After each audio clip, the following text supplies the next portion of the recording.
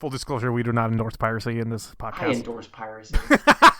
Let's go. Oh, I see. That's the Kyle I want. All right.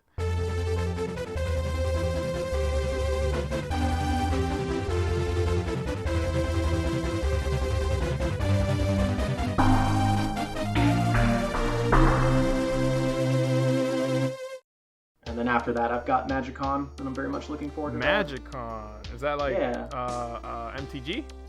Yep. Oh. Although it's funny, it's in Vegas, and like Vegas has also a lot of just like actual trade shows for magicians. So yeah, so MagicCon in Vegas could mean anything. Exactly. No, and I've searched that like Magic Convention Vegas, and it's like, oh yeah, all the latest card tricks. I'm like, no. No, other than that, like I've just been doing my Japanese homework and trying to pick that up again. And it's really fun when I hit a word that I know because of a video game. Yeah, it makes me feel good. So like the other day I got warui, which means like evil or wrong. Which is where, because everyone's like, oh, haha, like Mario, and the evil version is Wario, because it's like War Mario, and like no, it's warui Mario. That's why Waluigi makes sense, because it's warui Luigi. You know, I always wondered about that. I don't know why Waluigi isn't just Ouija, but now I do. Thank you. Yeah. I knew Wind, which is Kaze, from Kaze no Noto. Yeah, of course. And boy, let me tell you, a native shark was like, hey, did you know that a summer vacation is a Natsuyasumi? I was like, native shark, I got you. So are you going to Japan soon? Is this why you're learning? Yeah, no, I mean, it's I can't remember if I told you specifically, but we, Sophia and I have our dates. It's March, late March. Oh yeah, you did tell me. All right. Well, you're gonna have fun. I know you are. Yeah. So I'm looking forward to it for you. Well, yeah, we're planning. We haven't even done any of our itinerary yet. But, you got time. Don't worry about it. Yeah. Well, what we don't have time for is an introduction, because welcome to Brain Lords, Video Games of the Mind, a panel discussion between artists and the art they love. I'm your co-host, Kyle. And I'm Jorge. And today we're having our first debate.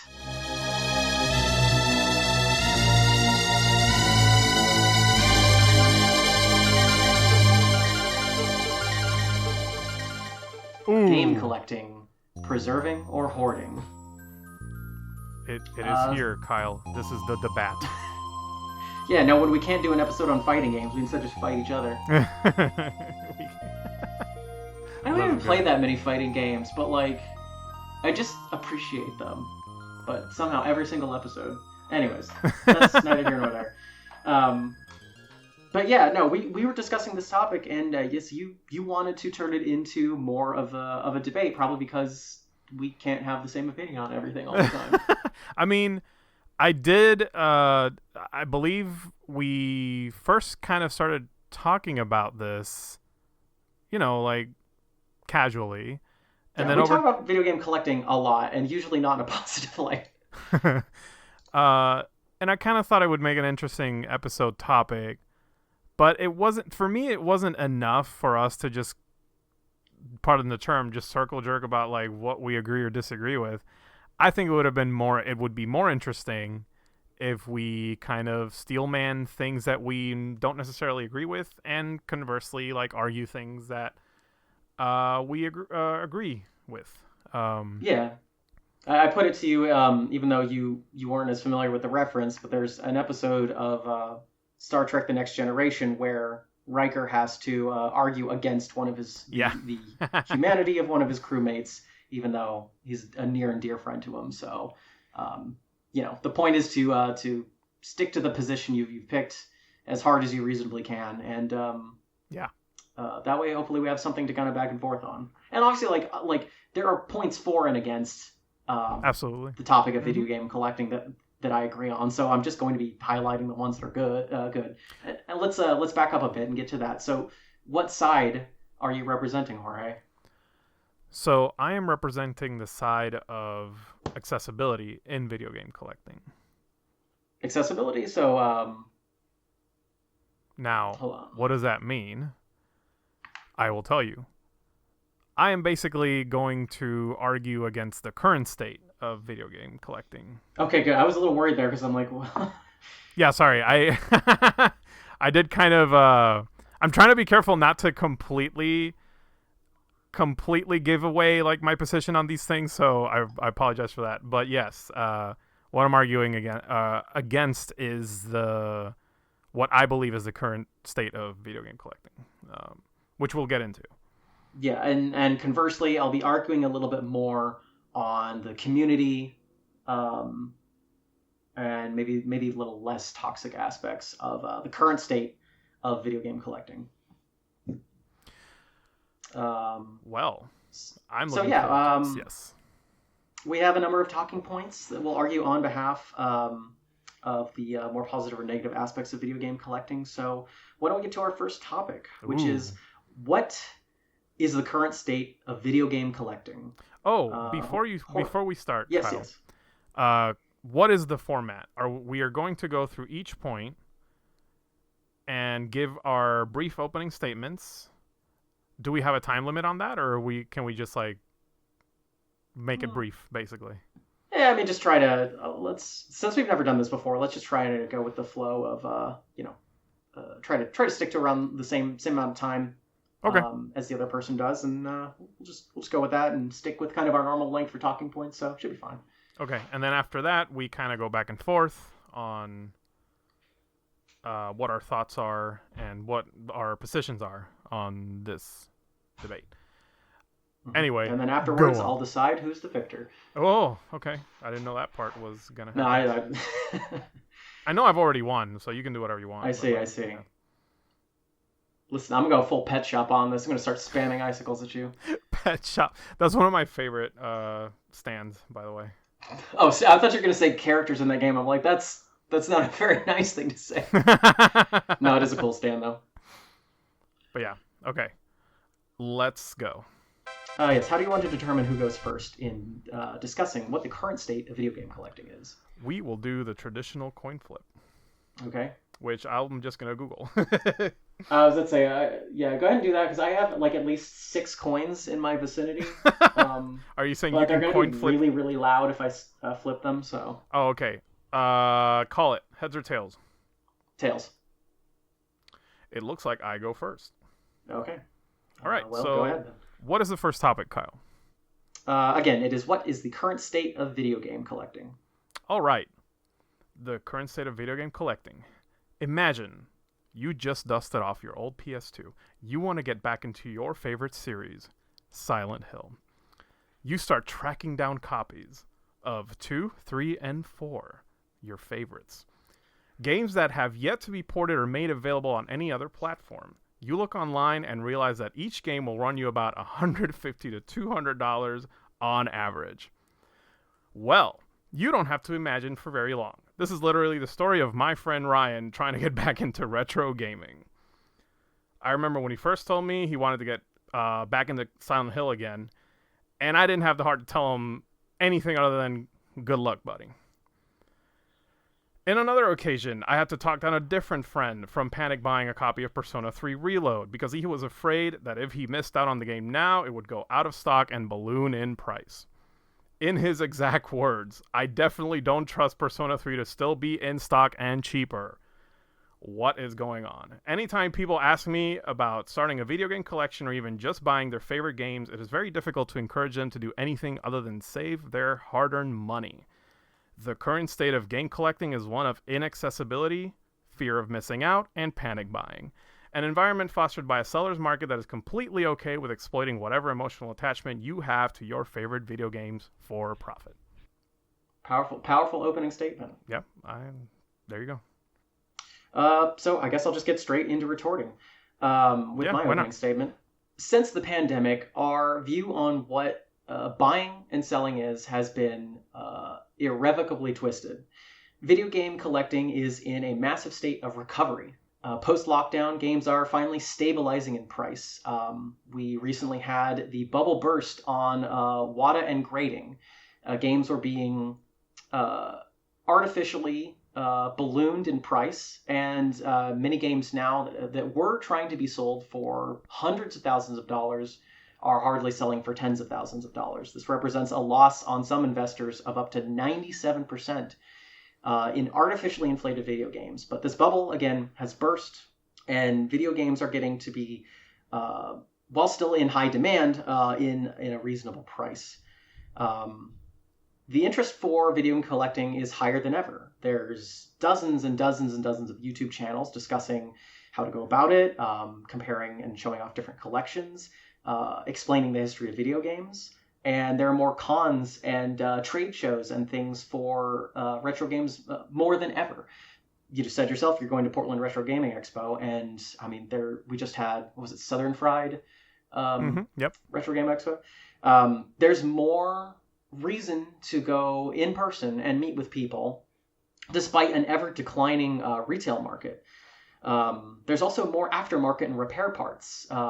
There's never been a better time to buy aftermarket parts for your Game Boy to customize it with an LCD screen or buttons of whatever you choose. There's also completely non-related to Nintendo or other companies' consoles that you can buy that play the games for you. So we're not reliant necessarily on the original hardware just to play the games. Likewise, there's reproduction carts, so that just getting the physical hardware is something that can be done for a number of games. So video games, like I said, are in a state of repair after the pandemic, like many things were, and I see us entering a new era of DIY for game collecting. So I guess you say I can't argue with the fact that yes, video games are more expensive. Yep, that is true.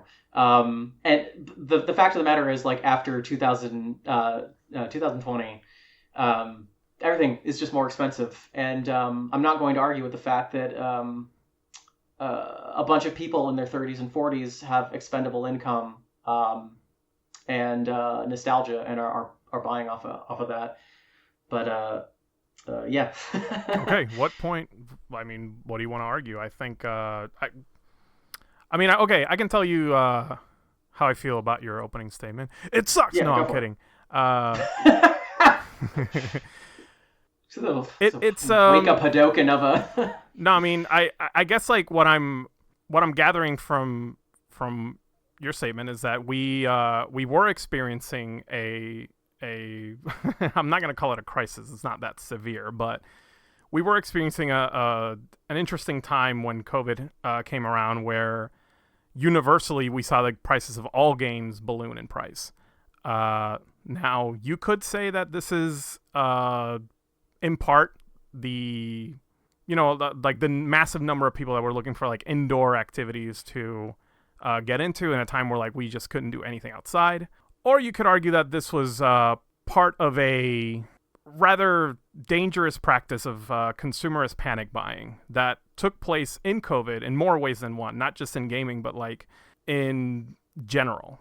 And I think you say that we're recovering. I feel like we're still not quite there. I feel like these practices have stayed as time went on, and there isn't just a factor of it isn't just a matter of people going around buying things that they might not have the money for, or rather maybe they should be a little more smart in making purchases. But there's also people who realize and see that and go, well, maybe I can make some money out of this. It's true that games grading has definitely slowed down, and the bubble has burst, but we're not really talking about that. We're more focused on what regular people want out of game collecting, especially people who are trying to get into it now, and how they face a very different landscape than people who got into it even just 10 years ago did. Yeah. And I will say it does require to be more savvy, but I think video game collecting cannot just be done broadly anymore, but that also video game collecting requires a degree of specificity. I think people need to figure out why they're collecting what they're collecting. True. So yeah. I'll give you a counterpoint to your examples. So similar to Silent Hill 2, a game that is sought after is Pokemon Black 2. Yeah. Because it was a good game that has a hard mode. You have to play it on... You don't have to play it on DS, but it is a little bit better to play it that way. Okay. A lot of people remember that one.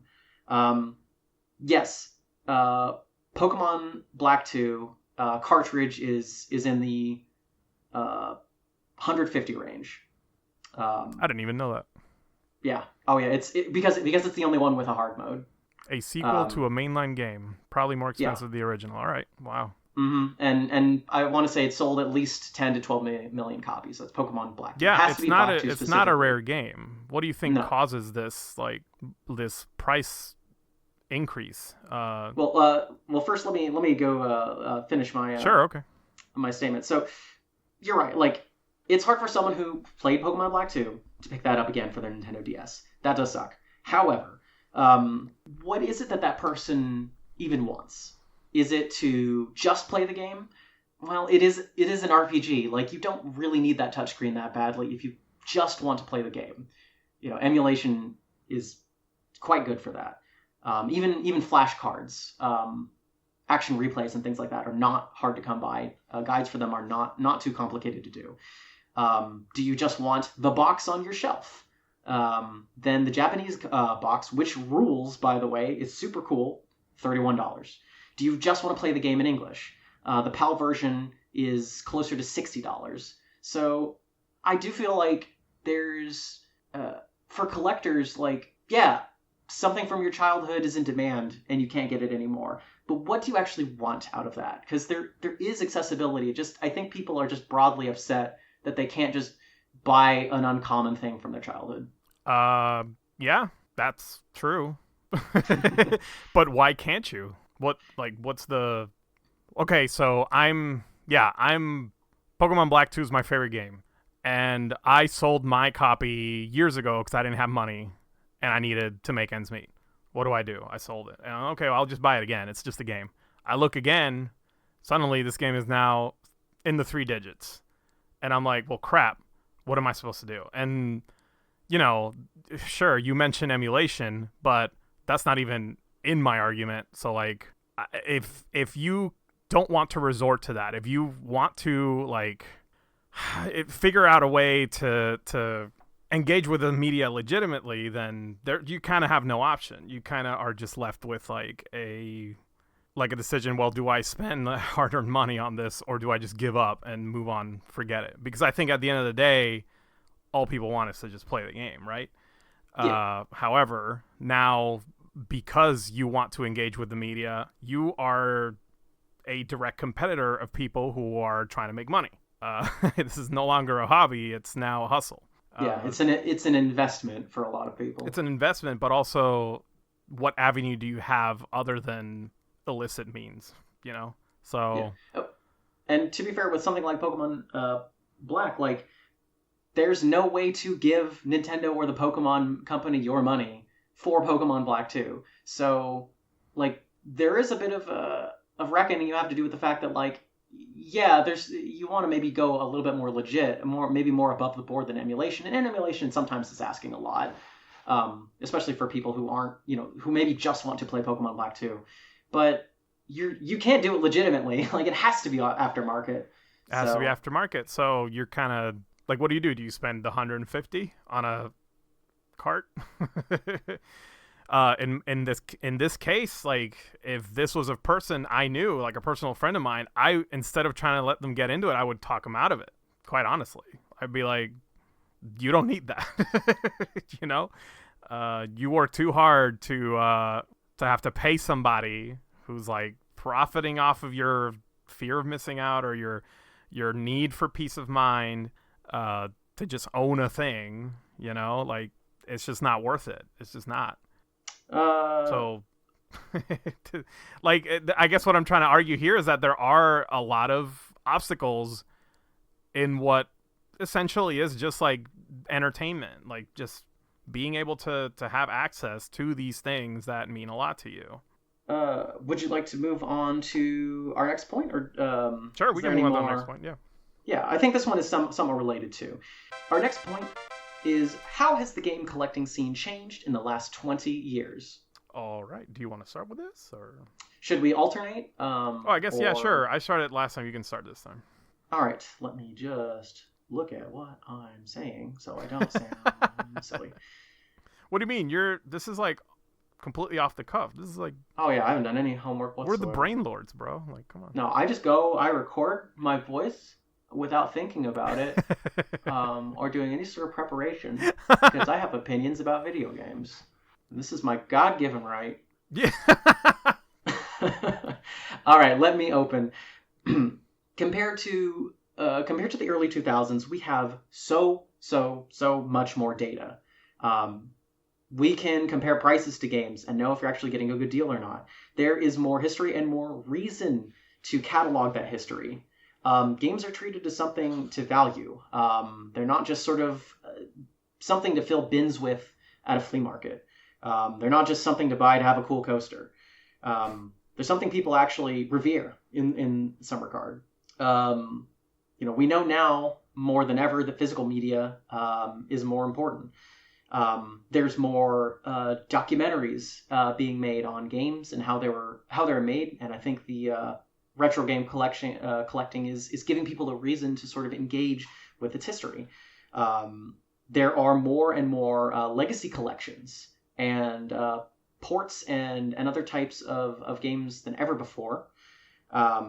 Just in 2024, we have Tomb Raider 1 through 3, Persona 3 had a remake. There's a Silent Hill 2, which, regardless of whether it's good or not, is a way for people to access that game. There was a Metal Gear Collection, Lollipop Chainsaw, Brothers: A Tale of Two Sons.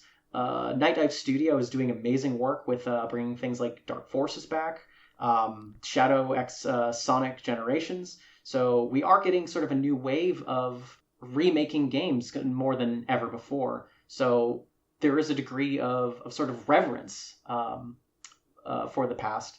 Whereas I feel like 20 years ago, it was more of just sort of a hobbyist space. There was sort of less reason to be nostalgic. There was less cataloging, less data, less categorizing of sort of the marketing history of video games. So we just have a lot more. All right. And Jorge, would you like to open? Okay. Well, my opponent here says that we have a lot more games. I don't know where they are. 20 years ago, game collecting was a subculture within a subculture of people that were picking off what was essentially someone else's trash. People were like throwing games out back then. We did not have the same object permanence that we have now when it comes to like video games. So if you collected back then, you had your pick of the litter. And this was, people were just they were just letting go of things because the new thing was coming out. Or they grew out of the hobby, or they were simply trying to make ends meet. Like, just that I need money, I need to sell this game. This was the case for myself. In order to move to the United States, I had little choice but to sell pretty much my entire retro games collection and be able to make ends meet while I found work. When I finally did, I found myself in a position where I did not have the access to these experiences I love anymore in a way that was tangible and authentic. So I decided to start over and acquire my game collection again. And I started with Earthbound, one of my favorite games on the Super Nintendo. And much to my horror, it had gone up at least twice the price I had originally sold for in 2009. I think when it comes to, I'm glad that we do have more modern games accessible to us. When it comes to retro games, we are kind of high and dry. Supply and demand has changed. Especially for don't even go as far back as like Super Nintendo. Look at the Xbox 360 right now. How ever since Microsoft shut down Xbox Live Arcade, any game that is not backwards compatible has like quadrupled in price. What do I think? You know what I think changed in the last 20 years? A loose copy of Stadium Events on the NES sold for nearly $13,000 in 2010. And then a complete copy sells for $40,000 a few days later. This makes national news, and suddenly retro games make money. The landscape of game collecting began transforming not only financially but culturally. Even with all that being said, even just 10 years ago, I could go out and find any game I wanted to. Well, not any game, but I had my pick. I could go to a local thrift store, flea market, get a Dreamcast for less than $30, Game Boy players for $20. One time I found Gacha Force for $6. If you don't know what Gotcha Force is, I suggest you look up prices for that one. It's crazy. These are all prices I paid for my game collection that I still have to this day. I still could see I could see things turn and prices start going up. It wasn't just resellers becoming more and more ambitious with their prices. Regular folks were going online and make sure they sell their wares for top dollar. Meanwhile, my fellow collectors became more competitive, and when everyone is competing, there isn't much left for the rest of us to go around. So, I guess let me ask you this. Yeah, okay. Before that copy of Stadium Events sold for $13,000, do you think like the average video game enthusiast knew or even cared about Stadium Events? You know, the average game enthusiast, no. Like I said before, game collecting back then was kind of a niche within a niche. Like, and we're talking, I want to say like 2009, 2010, gaming was like starting to become mainstream. It hasn't yet, and within that, game collecting wasn't even like what it is now. Not even. You could find like people making videos on like how they found games on flea markets, but there wasn't really this whole like emphasis on look at how much I have, or this sells for this now and I'm gonna sell it, that kind of thing. Yeah, so I would say that like there is so much more reverence for a video game as a medium. Despite the fact that 20 years ago, gaming's history has still been going for more than 30 years. Yeah, it was largely just the new console comes out and you should just sell all your old games because they're trash now because the graphics are better. True. And I think not only have we reached a point where sort of graphics are starting to plateau, but people are realizing that like, no, like these games don't stop being good.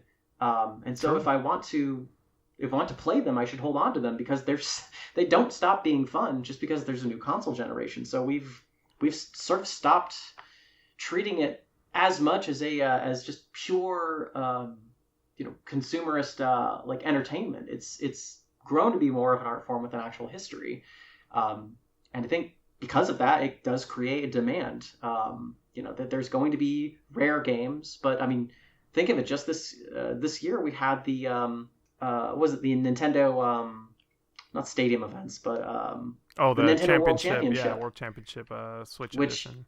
Yeah, which I don't think exists without sort of this reverence for that event. Like I have a friend that literally bought an envelope sent to one of the contestants from Nintendo for a lot of money to add to his collection. And that's not stopping anyone from getting interested in video games, but it certainly caused me to like do a little research on that event and talk to him about that. It's I think there's more reason than ever to actually care that video games have a history. And sometimes that involves putting a dollar price on it. Oh yeah, sure. I mean, you can it's fantastic that we have more people getting into gaming, especially retro game, because you're right. People are seeing how some games are evergreen and they're seeing the roots of the games they love and they want to get into it. But again, anytime I have a recommendation for people, I can only tell them good luck. Gotcha Force, for example, it's that's a game that was went underappreciated for a long, long time. And is that a video game adaptation of like the anime? No, it's a very obscure Capcom game that was little model kit robots fighting each other. It's not really based on anything. It's a new IP. And it's a fantastic game. It's actually within this game is the skeleton of what Gundam Versus series is right now. Oh, of course, it's a GameCube game. Of yeah, course, it's hard to find, and it's a GameCube game. Of course, yeah. But again, this is a game that, like, I remember my youngest brother got me into it because he just randomly picked it up from a store. He just thought the cover looked cool, came home with it one day, and I'm like, what the hell? I've never heard of this. This is fantastic. And we enjoyed it very much. It's a game that's near and dear to our hearts.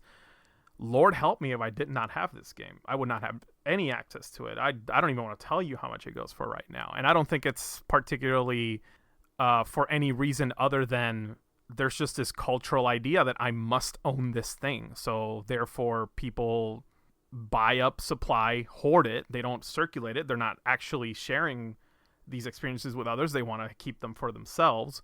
So there's just not a lot of them to go around. And then, you have people who are hoarding them for different reasons, like trying to resell them because it's a profitable game. This is what happened to Earthbound. Like, Earthbound was a game that no one cared about. Like retailers were trying to get rid of them. A few years later, it becomes culturally significant. The conversation around it changed. We both spoke about this. And then suddenly you have people going like, oh, you know what? I actually want to play this game. And they did. And then what happened? Well, there weren't really a lot of them to go around. So now you're kind of screwed. Like, and of course, people who get into this for the sole purpose of making profit see this and they see opportunities to monetize. They don't really have any interest in generating hype or creating or fostering positive environments. They just want to make money, and they don't care about games. They just want to make money. So it's like, what do you do? Like, you're competing against this. This is the thing. Like, it's a hobby that's like inaccessible. So like when Armored Core 6 got announced, I saw just a bevy of videos going over like the history of the series. After 6 came out and received rave reviews, I'm sure you can track raising prices, but also I feel like there's millions of people now that have gone back and had a reason to check out these games, or even just watch people talk about these games. I think we miss the fact that like video game enthusiasm and preservation like is not necessarily playing or owning literally every single video game, but it's sort of taking a part in the history and understanding like the series and the franchises and where they come from. So I agree with this. And even I'm quick to argue, well, you can just emulate it, but some of the Armored Core games are notoriously difficult to do that. But there's reason for people to catalog these games, to buy these games, and to show off videos of these games, so that by and large, a scene and a fandom can emerge from it. So I think there's competition, but there's also sort of a whole subculture of people that just want to show off these games and show why you should care, regardless of whether or not people have access to it. So I think that like there being games that might be elusive almost gives people more reason to sort of commune and talk and learn about this as a hobby and actually care. Yeah, and that's fantastic. I hope you have a friend who owns these games. Yeah, I think my big thing is like some of this is going to just be on the pains of gaming having to grow through being an entertainment product. Oh yeah. That I agree with. Yeah, I don't think it was really set up to do that, and we may have to contend with like the fact that you might not just be able to own Gotcha Force on a whim. Nope. But there's more resources now than ever on why that game might have been interesting. Yeah, if anybody wants to get into Gotcha Force, I'd be like, just play Gundam versus Maxi Boost. I'm sure there's a dozen YouTube videos explaining like showing off footage of the game and showing what was kind of neat about it, but then you can just play other video games. But that's the problem too is like, and this is something I've been trying to avoid too. Like, you can't just go on YouTube and watch a video of a game. That's not playing a game. Like, I don't understand I don't understand the point. If we can just watch every game on YouTube, why play them? So I mean, it's more about like. It's not necessarily about watching every game on YouTube. It's just more, do you need to play every single game? Do you need to own every single game? Well, maybe the answer is yes. And frankly, it can and should be. Maybe the answer is no, because I believe that you don't have time for that. Yeah. So even if the games even if every single video game were $1, Ooh, okay. It's a long list. I would love that, but it is a long format hobby, and no, I appreciate it. This is a good argument here. Like, if every game was $1, should you play every game? Yeah, and that's the thing. Like, there would not be enough time, and so like to a certain extent, like there has to be some curation, and cataloging and sort of throwbacks and videos and things like that to sort of explain. The history of these things, the context that you don't get just simply playing them. I mean, you do bring up a good point, which might actually be my argument, excuse me, but like the fact that, and I don't know if you've noticed how much I've been trying to avoid the E word this whole time, but the fact that you can't emulate every game is very important to game collecting. it's a very important factor, and the reason some people do. I know personally for me, that was the reason I got into game collecting. I could not emulate Mystical Ninja starring Goemon on the N64. The N64 is notoriously spotty with emulation. Just now we've been making like good breakthroughs in it. And honestly, I encourage you to look up how that's being done. It's insane. But like, yes, sir. For anyone listening, do you remember what the word for that is? Because it is escaping me right now. The word for what? The means of reverse engineering the coding for. I mean, these it games is. I'm just gonna call it reverse engineering, but like, because it is kind of what had to happen is like building like games for N64 in order to achieve like 100% emulation have to be coded from the ground up on PC basically, because the N64, as much as I love this machine, it is put together with duct tape and toothpicks. I found it. It's recompiling. Thank you. Oh, yes, there you go. But yeah, a big reason why I saw the value in like the tangible physical experiences of video games, because not all of them can be emulated. This is a very big reason why I can't recommend like N64. Some of my favorite games are on the N64. I can't recommend them to people. Because it's neither on the NSO app for the 64, nor is it a thing you can just download. And if they want to do that, because some people, the interesting challenge I've been facing is that people who want to get into old games don't want to emulate things, and I'll explain later on different topic. Yeah, well, and like because there is competition in a sense, because there's demand. This video game collecting is a scene. Yeah. And yes. This sort of is, when you have people who are able to sort of save every single newspaper, that can cause like a lot of clutter and isn't really important until it is. And that requires a lot of curation. So I think that like, yes, there's demand for a lot of these old games now. But it's giving people more reason to actually preserve video games. I think there's things like lost media that causes demand for video games to pop up. It might not be accessible for some to simply like own every single video game, but I think it's causing there to be sort of like these bounties for dumping ROMs, for scanning things, because this is something that sort of adds value to a collection. So it's in everyone's interest to keep the scene alive, even if it means that some of these games do get artificially inflated. But does that mean that every collector's duty is to preserve games? Like, are you saying that people should get into collecting for preservation, like exclusively, or? I think it's not like preservation is not necessarily like you owning a copy of Goemon's of Mystical Ninja starring Goemon is not necessarily preservation, but like talking to people about that game, recommending that game, participating in art of that game, in a shared culture of that game, means that there are people who care enough about Mystical Ninja starring Goemon to, go on to Discord for decompiling it, for scanning the art book and making a PDF on it on the Internet Archive. I think making it sort of sexy in a sense that there are these games with like high price tags and there's a reason to talk about them. Like again, that this is sort of cultivating a scene.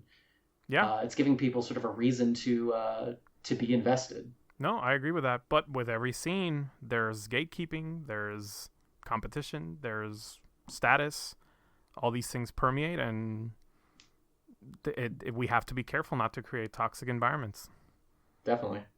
Well, this is starting to bleed, I think, into our next topic. Why don't we get to that with what role does physical media play in an increasingly digital gaming landscape? Ooh, I'll go first. Yes. All right. Physical media does have the advantage of being a tangible method of engaging with entertainment and art. I can't deny that the quintessential experience for playing retro games is very much dependent on the act of placing a game cartridge in the console and holding the uniquely designed controller in your hand. From the moment you hold the packaging and look at the cover of a game, you are engaging with it. And I will say there is something powerful about that. As wonderful as all that sounds, however, what part of that is actively making the experience of gaming any more accessible? As gaming experiences become more and more ubiquitous, the role of physical media dwindles and becomes overstated.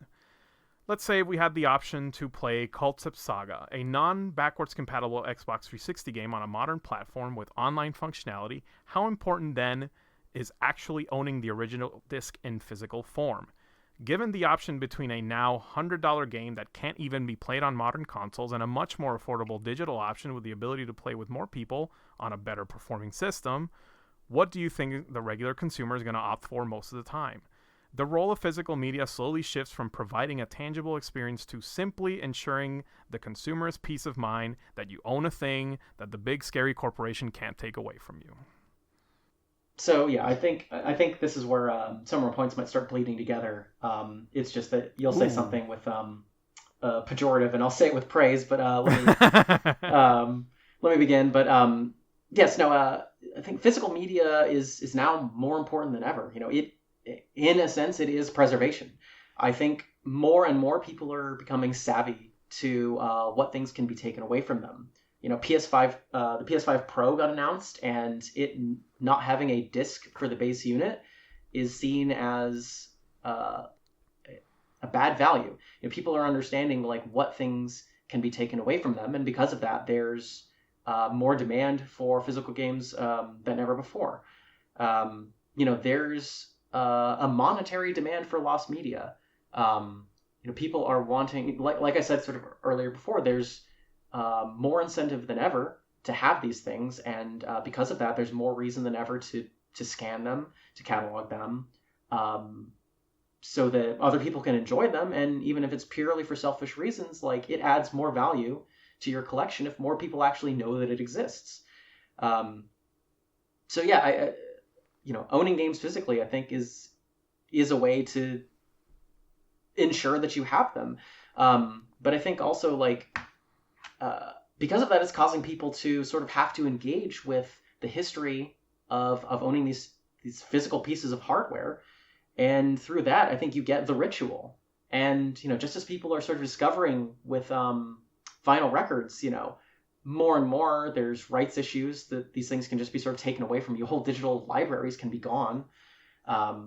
It's causing people to find more allure in the act of collecting records, and through the more toxic aspects of flipping through the pandemic, there's a desire to have this collection. But at the end of the day, a lot more people now, more than ever, are finding a cartridge and plugging it in and dealing with the physical history of the thing they're playing. There's a whole DIY scene for Game Boy modding, which is causing people to plug in cartridges to their Game Boys to maybe learn a thing or two about like Nintendo's history of backwards compatibility with cartridge-based consoles. So, while it can be a hurdle for a lot of people, going off of physical media is sort of forcing you to deal with the fact that people made this thing. It has a weight to it. It has a significance to it. And so I think it's causing again a lot more reverence and a lot more reason to actually catalog and think about what you're doing. Okay. Listen, I have a question. What's that? Do you consider the modding of a Game Boy actually appreciating that medium in its purest form, in its preserved form? I mean, in its purest form, I think it's causing you to sort of appreciate what the limitations of the console were and of the console was, and make choices actively on what you do or do not want about it. There are some things that you're right, like having a nice screen might eliminate the blurring, but also, let's be real, the original Game Boy Advance did not have a backlit screen. So even within the console itself, it was being modified as it was being distributed. So, well, it's interesting that you bring up Game Boy modding, because you buy a Game Boy and you're like, well, this doesn't have a backlit screen. Let me install one. At that point, you don't want to play Game Boy. You just want to play a backlit screen Game Boy, which is not what it was. Are you actually respecting the medium? Are you actually showing reverence to it? Are you understanding that the limitations of the hardware were what created these experiences back then? this doesn't sound like preservation to me. This doesn't sound like respecting the medium, nor is it, in my opinion, engaging with the art. I think that if you want to play a modded Game Boy with backlit screen, go get yourself an AGS 101. Those had a backlit screen. They were pretty decent sound. They got perfect battery life. There's no need to mod it. So I guess I'd retort to that like, I think we need to be careful with that line of thinking, because that can quickly get into, well, you didn't play Super Mario RPG on a CRT, so you didn't really play the video game. We need to be careful that we're not gatekeeping, because well you played the remake, so you don't really like the soundtrack. You don't really have a reason to like engage with its composer. Sure, but there's going to be like things that you might miss out on some of the modifications, but I think we need to really hone in on like what is it that's important about these games, and at the end of the day, it's to some degree with like it needs to be just the pure act of playing them. Well, that's fine, but like I think enough gatekeeping happens when you're buying up all the authentic Game Boys to mod them and resell them, and that doesn't create an environment where like people can experience these things. It just kind of modifies it to look cool, to like make it less of a headache for you. Like at that point, again, I guess like why not just go other means? Why not go all the way? Mod your modern consoles and turn them into Game Boy Advances. Like, why go the extra length that way? I guess in my opinion, this doesn't really prove your point. In fact, it proves mine, where it's like you have a limited pool of resources that you're kind of draining for the sake of commodifying the hobby even more. I mean, I would say like a lot of those things are a means of self-expression to tie you like more directly into the hobby. Like I'd say like probably the number one type of skin to put on your Game Boy is a Pokemon skin, if I had to just guess. And you can be sure that people are sort of having a reverence for sort of the Pokemon's role as a handheld game. Well, I mean, they make official Pokemon skin shells. Good luck getting them, though. Exactly. So the thing is, like, with a scene, you're forced to talk to people. You're forced to have like a guy that you can go to and talk to about like, oh yeah, you probably want to get this screen, or like you might not. There runs some risk of people maybe not having or maybe missing the mark for some of this, but I think more and more they're talking to each other. There is a reason not to just game by yourself and sort of shut everything out. As much as it sucks to not be able to go to a flea market and just get whatever game you want, now you have to go to trade shows and actually talk to people, God forbid, and have a reason to like, if there's something rare you're looking for, maybe have someone who's also there like looking for you, which again I think is cultivating the scene. It's giving you more reason to like actually talk to people about video games. Well, I mean, you can talk to people about video games in flea markets. I used to do it all the time too. In fact, you'll meet much more interesting people at flea markets. I can guarantee that. I don't know, that sounds a little you say that like you're gonna find a bunch of weirdos. I did, but you know what? I value those experiences greatly.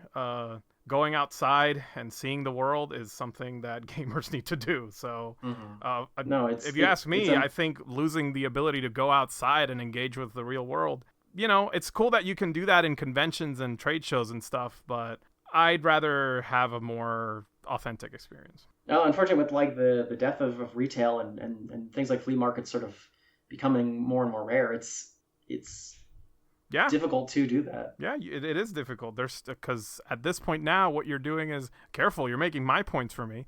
You're gonna go to flea markets. What you're gonna run into is people who get up at 6 a.m. to hustle, to scoop up any supply that they find. Because at this point, everybody has slim pickings. They'll just scoop whatever's left and resell it. Good luck to you. That's what I tell everybody. Good luck to you, my friend. It is difficult out there. So why don't we go to our next point? Ooh. Manufactured FOMO. What role does the games industry play in the game collecting scene? Yes, you start us off, Kyle. Okay. Give me some spicy Kyle. I need some spicy Kyle here. Some spicy Kyle. Yeah, come on, let's go. I got one thing in here that's definitely gonna knock you back, but I'm not. I don't know what like. This is a difficult thing to debate because at the end of the day, it's like sometimes we're making each other's points for each other. We're not debaters, you know.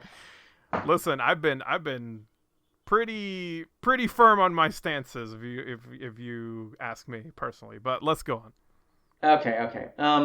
So with video game collecting, now more than ever, there's incentive for companies to actually try and dig up these old rights to sell these games because there is an actual demand for that. There's an actual reason, if these games are selling for the hundreds of dollars, for them to do a run of physical media for that, to port it to new consoles. And porting is historically an extremely expensive thing. As much as you might want for games to just be available on an eShop, and I agree too, the average port for a game costs $300,000. And that's if you have all of the rights. So sometimes just this is not something that can even exist. But for these companies, there's more reason now than ever to do these re-releases. There's a push for things like the Carbon engine to have more of a universal programming language that's made specifically to accurately emulate these games. There are places like Limited Run Games that are doing physical releases to bring games back, which is dropping sort of this need to hoard. And even within these scenes of limited releases, Fangamer was able to do a run of Celeste as well as limited runs. So it's not like you have one chance to get these games. And because of that, it's more like different presses for vinyl records. I think we've learned a lot of lessons post-pandemic that a lot of these games are print to demand. So if you're at all paying attention, you don't have to rush, and you can get these games. And as long as the industry is responding as reasonably as it can, here's your spicy Kyle, Jorge. Do you want to know how much Halo 3 complete in box is? Go on. $9. There you go. Because you can just get it if you want it that badly. So, I'm not going to pretend like it's something that can even happen. Like I said, with rights, how do you for a video game movie tie-in, how do you even do that? But there's a lot of good folks at places like Night Dive Studios that are really pushing to try and get any game they can that's got a historical significance that is worth preserving. Because with limited time and resources and money, we have to make the decision to say, you know what? Yeah, I think more people should play Star Wars Dark Forces. And I'm sorry if that means that sometimes a game like, Tiger Woods Golf 2007 is going to maybe slip by the waysides. But, we have a limited time on this earth and we have to choose Star Wars Dark Forces. So yes, there's an incentive for these companies to sort of bring these things back. And provided that they do, there is a direct correlation with these games being just dirt cheap. All right, thank you. So Kyle. yeah, go out and collect Halo 3 mint in box. You can just do it.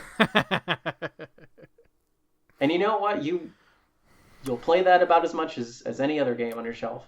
I mean, now that's the spicy Kyle I want. Okay. Yeah. What is the role that the games industry plays in the game collecting scene?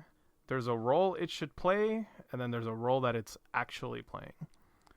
The former is a role that I believe should not be in the hands of the regular consumer. Preservation and accessibility should not be up to regular people who must resort to legally gray means to preserve games and the experiences we treasure. I believe this should be solely up to either the authors of said work or the licensors, in this case, the game companies. And instead, we have an industry that also participates in the exploitation of consumerist panic, buying, and the fear of missing out. So what we essentially have are legitimate resellers with big names that we all love because they made the things we like. You saw the tweet Pokemon made the other day where it was like, look at Pokemon Coliseum. Do you remember Pokemon Coliseum? And everyone was like, yeah, I do. I can't play it. So what's the point? What are they trying to, like, is it just about exploiting nostalgia for our engagement, for our money, for our dollar? Like, I believe that this is the role they're currently playing right now. Yeah, I mean, well, I would say like for every old Pokemon game you can't play, like I feel like every single Switch Direct there is some sort of recompilation or bundle deal, or just this year we got a remake of Famicom Detective Club. So yeah, we can't treat this industry like a monolith. There's also absolutely not. Folks. So yeah, like we have to kind of highlight the things that are being done. That I don't know if there was an English demand for the Famicom Detective Club. Someone had to just sort of make that choice based off the fact that there is a reference for these old games. True, yes, but again, like for every Famicom Detective Club, you have a Mother 3. Like, well, what is it? Do we wait for these corporations to give us the things we want? Because it looks like when people take matters into their own hands, they're not doing so in the most legitimate means. Sorry, you're good. I'm just trying to juggle a lot of points being made. It's okay, Kyle. It's okay. I know I'm giving you all the tough ones. Mm-hmm. Take a minute. Again, I gotta argue the Data's not a human. He's a robot. I can keep going.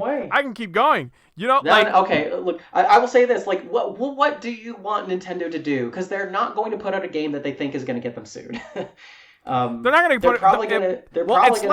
It's less about Mother 3 and more about the fact that they'll come after you if you try to distribute this yourself. Of course, the license belongs to them. But what the hell are you going to do? There's nothing. So we like. Let me think of another example. You were talking about, well, there's so many compilations coming out of games and corporations are making it more accessible for games. Silent Hill 2 is not getting a port. It's getting a remake. So you're going to play a version of Silent 2. My God, listen, you're getting me worked up here. So you're going to play a version of this game that is not integral nor essential to the experience. It might even be completely inaccurate to what the original media stood for, and I'm supposed to just take that and be like, oh well, thanks Konami, like I wanted to play this game my whole life, here I am enjoying it. Gritting my teeth through this crap. I don't buy it. I don't know that this is I don't think the games industry is playing a healthy role in the game collecting scene. In fact, look at other things like games getting delisted. Like a game I worked on recently is going to get delisted. Robot Roller Derby Disco Dodgeball. It's an independent game, but like it made me think, man, these things can just go. This is why people panic buy. It's because like there's no. You know what? Actually, a better example is the Xbox 360 storefront just shut down. People panic bought Xbox games to the point of like now they're collector's items. From like 2 or 3 months time, you can't get these games now. Cult Sip Saga, like I mentioned earlier, one of my favorite games, $100 now. It used to be $25. I actually got it for $25 back in the day. And even before that, I remember I had a copy that I sold for like, I had it for $5. I sold it for like maybe 15. Like, and this is a game no one cared about up until the fact that like corporation went and said, you know what, you can't have this anymore. And now, well, here we go. They know you're gonna panic buy. They know you're gonna give in to FOMO. So like, why wouldn't they? Like, why wouldn't they announce, oh, we're shutting all this down? Maybe you should get all this stuff. They're gonna make money out of it. They're gonna make money out of you and your love of games and your love of these experiences. It's not art. It's products, like we said before. Well, and like that's unfortunately the cold hard truth is like, multiple people like have the rights to like GoldenEye, or old, like I said, movie games like that. So, it's a big ask to even figure out who might have the rights to do, a remake of Tomorrow Never Dies for the GameCube. So, when I say like the average port costs $300,000, like unfortunately, yeah, money kind of has to motivate a bit to some degree. Motivate who? Motivate who though? Because it's not exactly like in anyone's benefit, but the people who are gonna exploit that. I'm just saying, like you can't necessarily expect sort of the game studios out of the goodness of their heart to put stuff, to pay for a bunch of server space and port games and things like that. Like someone has to be compensated for the time to do that. And, also think of like the games that like we cannot go back to necessarily like reasonably playing again. There are legacy collection is like a term we have now for these games that are these huge bundle deals that not only like try to recreate these games as closely as possible, but also like are recreating the intent, because that's something that we're going to have to contend with, the fact that like this is a lot of video games are on decaying technology that like we might just not have access to CRTs in 50 years. So we need to contend with the fact that like we have to understand what the content is, the intent with the game is, because it might just not be possible even as intended. Yes.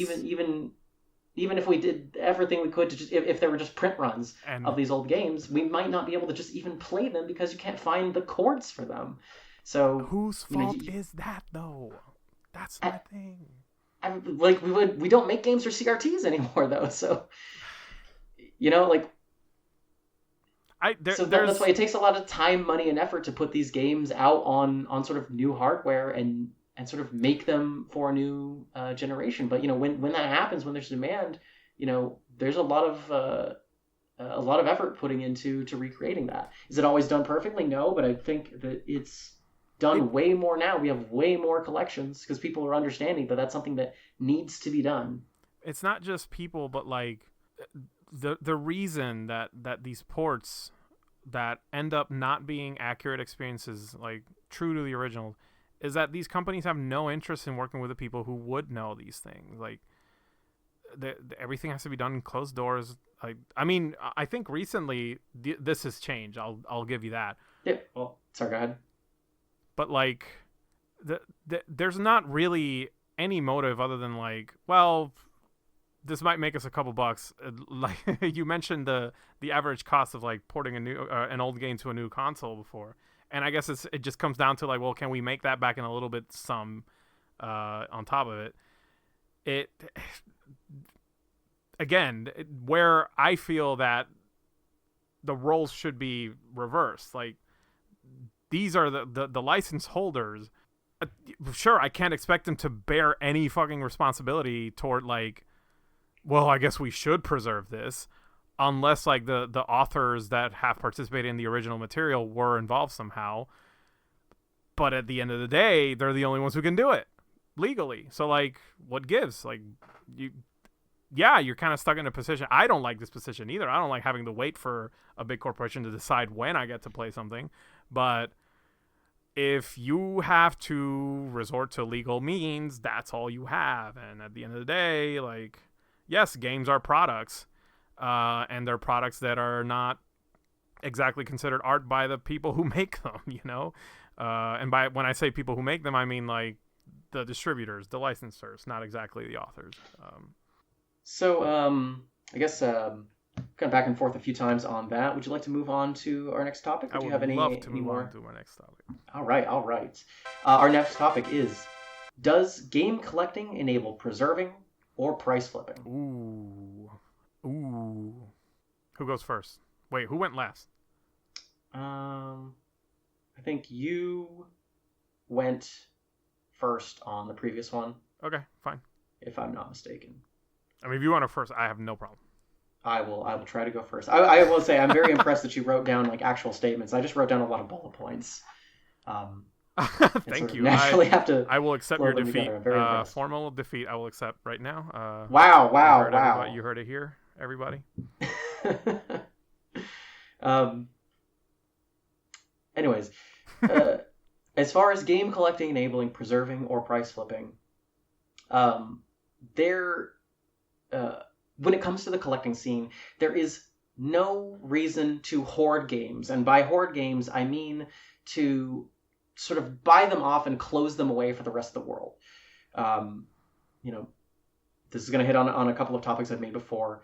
But, dumping ROMs is something that is like kind of regularly done when a lot of these sort of lost medias change hands and actually get sold.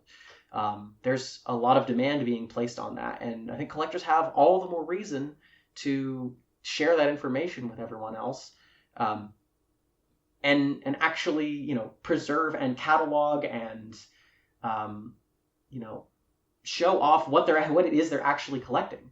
People have a reason to care about this. The metaphor I made with sort of saving every single newspaper doesn't matter until you have the one that does. People are finding that when these big games are being bought and sold, when games that were thought to be lost are finally unearthed, there being a demand places an urgency on actually preserving them. More so than ever before, we have organizations like the Video Game History Foundation that are pushing to preserve and have, even when collections don't necessarily go public, a lot of sensitive documents and things like that are able to be scanned and cataloged for research purposes. We have a reason to save all these old gaming magazines. So I think that there being sort of a price associated with with games increases sort of all the more demand to preserve them. Yeah. What say ye? What say I? Well, does game collecting enable preserving or price flipping? I believe that game collecting inherently doesn't really do either of these things. At the end of the day, it's about who does it, not about what it is. However, I do feel like we have to be careful with how much value we ascribe onto physical media and the ownership of it, lest we become hoarders, lest we become, that. Earlier you mentioned that we have organizations that are preserving games, which is great. I think you mentioned the Video Game History Foundation, which they're great. They're great. But again, like I asked earlier, does that mean that every collector ought to preserve games? Is that why we collect? I don't believe that's the answer, and I don't think that's necessarily what you're saying. But it does kind of, like, you're kind of using the exception as the example. It's great that we have people who are willing to preserve, but that's not the reason everyone gets into game collecting. Most of the time, it's selfish. Most of the time, and just because it's selfish doesn't mean it's like wrong or right. There's not a moral ascribing to that. However, it can lead to price flipping. It can lead to people who just have no interest in sharing these experiences with anybody. They just want the peace of mind for themselves. They want to be owners of a thing. They want to have the physical object so that they don't fear that it's going to go away and they're never going to be able to play it again. And, this encourages, unfortunately, the practice of consumerism and panic buying, hoarding, fear of missing out. Things I mentioned before, and I keep mentioning because this is the point I'm trying to make, is that at the end of the day, we need to be careful with what game collecting means to us. We cannot turn it into a status symbol. It cannot be something that ascribes like moral qualities to ourselves of being better or worse than other people, and nor does it mean anything to own or to not have these. Like, it shouldn't mean anything at the end of the day. However, and the reason I argue these things is because I want more people to get into game collecting. I want more people to be able to have access to older games and to newer games too. And that's just not going to happen in an environment where, like, me, I got mine, fuck you, which is what I feel is the issue here. So, yeah. Well, and going back on some of my points, there are whole documentaries being made because prototype carts are being bought and sold. I just watched before our mother discussion episode a whole documentary on the Mother One cart being found and sold, and people were able to convince them to dump that ROM. And I think that through a string of events leads to Earthbound Beginnings being something that is actually playable. I think game companies are kind of neutral in this, in that they're going to sort of do what serves them, and it's not necessarily going to be. Excuse me, let me back up a little bit here. Well, I was going to reply like, sure, that sounds great, but again, I feel like this is more the exception rather than the example. Like, yeah, it's great that because of collectors, we were able to have access to things like Earthbound Zero, which is now Earthbound Beginnings, Mother One. That's great, but again, this isn't because everyone was collecting. This is because a certain few people were collecting. You know what I mean? Yeah, so like I said, like we have a finite time on this earth, so we have to determine what things are actually worth discussing, and Sure, but I guess like the argument I'm making is that this isn't why people getting the game collecting. I think it's a little less noble than that. That's my argument.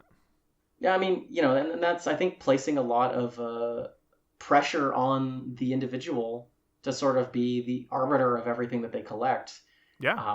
I'll admit to it. They can just think it's neat. But if something pulls them in the direction of like, specializing or cataloging in an area where they do have an expertise, that is extremely important. And I think, again, there needs to be a scene for that to happen.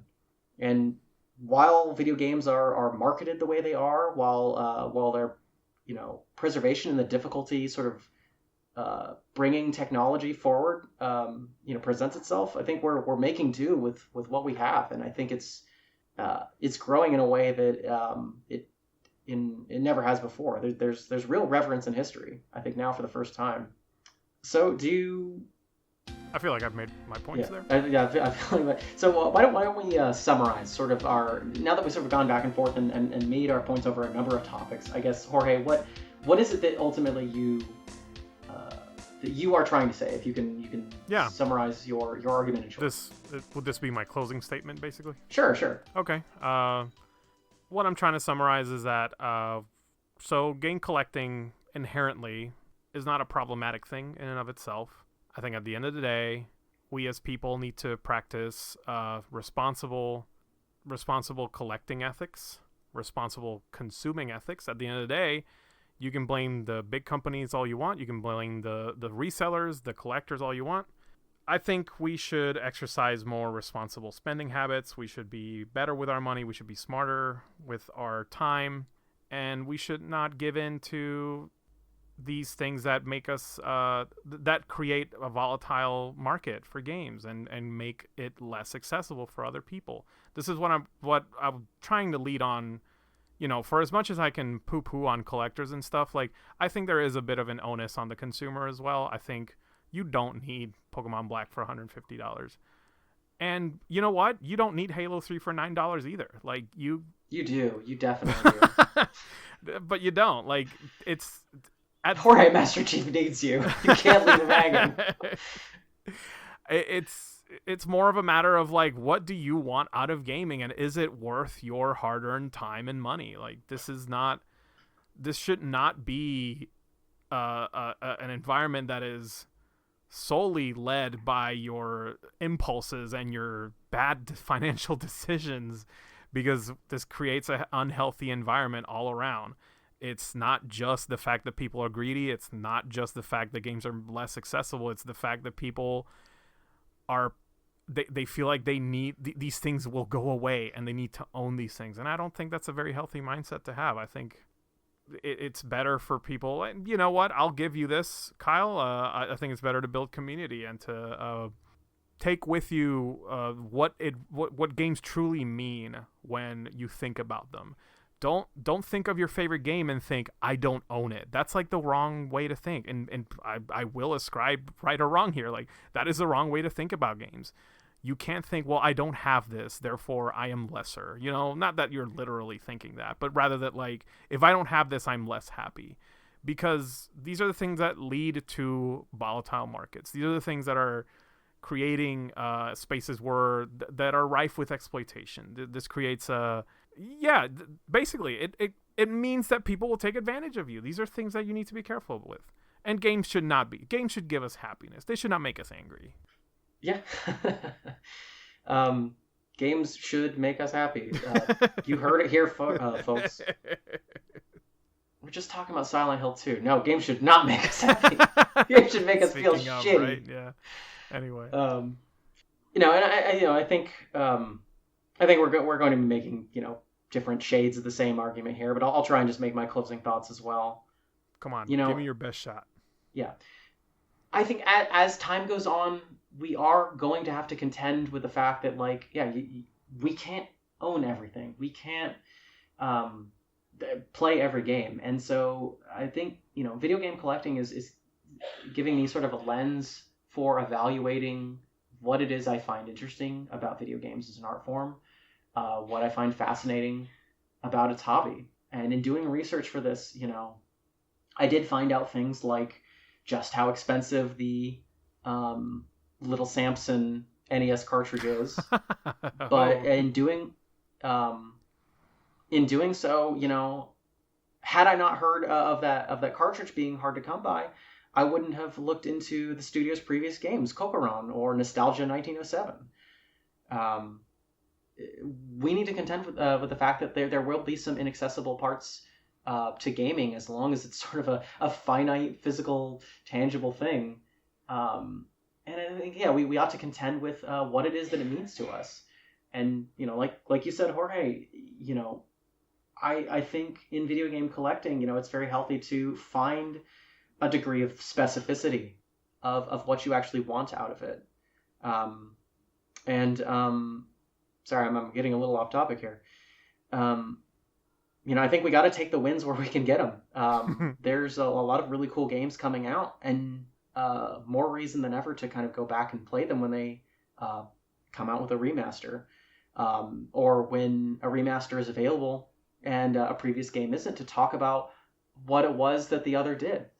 As these remakes are getting made, there's a question of intent being asked, where games that are wholly different from their originals, RE Remake is a different game from RE1, but I would say that game is a very accessible game and largely captures the intent and the feel of what it means to play RE1. Mm-hmm. I think we have to sort of pick our battles with this and develop a sense of community. Does that mean that, you're probably not going to be able to go to a flea market anymore and pick up whatever NES game you want for $5, but, I guarantee you, if there is a game that you really care about, you have access to the catalogs to figure out, do I want to get the PAL version of the Japanese cart? The Famicom version of Little Samson is less than half the price. So it's still a lot. It's still a lot. Part of the reason I'm learning Japanese is to appreciate retro games more, and were every game that accessible, I might not have had a reason to push as hard as I have into this language. So I think with retro games, you can make it whatever you want, and we have a community right now, and I think it is forcing people to find out what they want to collect and how they want to express themselves with different colored Game Boys, or talking to other people who might know, hey, I know you're looking for Silent Hill 2. I actually found one for a good price when I bought up something on Facebook Marketplace. And also, I think with collecting, people forget that this is about going out and finding these things. We live in an age of instant gratification, so maybe it does make it a little bit more special when you are waiting for an old game that you've played before and you want to buy from your childhood, and you finally find it for a good price. There is a degree of hunt. And I think we ought to learn maybe to have a little bit more patience with that. I think game collecting is a pretty cool scene, and has caused me to really find a love for the history of these games. And sometimes I wouldn't have done it without there being sort of this artificial value being placed on them. All right. Thank you, Kyle. Yeah. So, I guess now that we, first of all, I appreciate you like putting me up to this, Jorge, because I think the last time I did a formal debate was like 19 years ago. Really? Did you used to be in debate class? I mean, I took a class for it. Nice. Yo, I mean, if you want to, honestly, I'm a debate hobbyist. So, like, if you want to ever would do this again, I'm more than willing to. I have no problem, being the heel for these things. If you want to make a good point, I'll counter it, even if I don't necessarily agree, which is kind of also what I wanted to do with this. I wanted to kind of, full disclosure, now that we'll consider the debate formally over. Yeah. Full disclosure, like, you can finally tap out, Jorge. It's okay. oh, thank God, Kyle. I just couldn't take the heat. I am like sweating in this suit right now. Anyway, so yeah, I guess I wanted to say that I don't necessarily have anything against video game collectors. I don't even like most of them at this point. Yeah. I have. I'll say I'm actually very impressed with your video game collection. Yeah, I'm actually. I still I don't collect as much as I used to. Like I did briefly mention. I used to be a lot more into it 10 years ago. And yes, I did go to many flea markets. I met a lot of people during this time. I met other video game collectors, which, I'm sorry to say that I brought some of my anger and jadedness from that time to this debate. But at the end of the day, I don't think there's anything necessarily wrong with people who want to have an extensive game collection. I do that myself, and I think to some degree I do hoard things, and that's not healthy. And I think it's good to call these things out because they can reflect on ourselves, and we can set higher standards for ourselves too. So I guess what is it that you I guess moving forward, like what is it that you're wanting to collect? Because I think the last like big game you bought was original Mega Man 1. Yeah, good memory. Yeah, that was the last big game I got that was missing from my collection. Yeah, and I know like Mega Man, obviously, like both the art style and just the franchise is pretty important to you. So would you say that you're mostly focusing on games that are sort of reflective of your interest as an artist? Or yeah, and I've noticed this is common with a lot of collectors. Like people initially get into and again, to be fair to game collecting, most people get into it because they genuinely love games. It's not exactly as predatory as a lot of people will tell you, even though there is like, there are a lot of resellers, there are a lot of flippers, but like at the end of the day, most people get into game collecting because they genuinely like a game and they're like, well, I want to play this again. And then for me, as time goes on, and this is what I was saying, like it's kind of common with collectors, as time goes on, you stop kind of just buying everything and you kind of realize, well, I just want the ones that really matter the most to me. And that was the biggest thing I saw. Like, I did a lot of research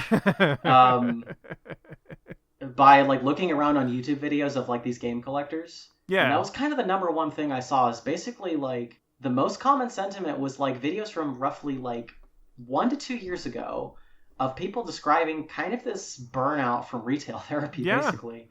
And I think that's the problem, is like, I don't know if it's necessarily video game collecting, is more just these people like just sort of endlessly bought things for no reason.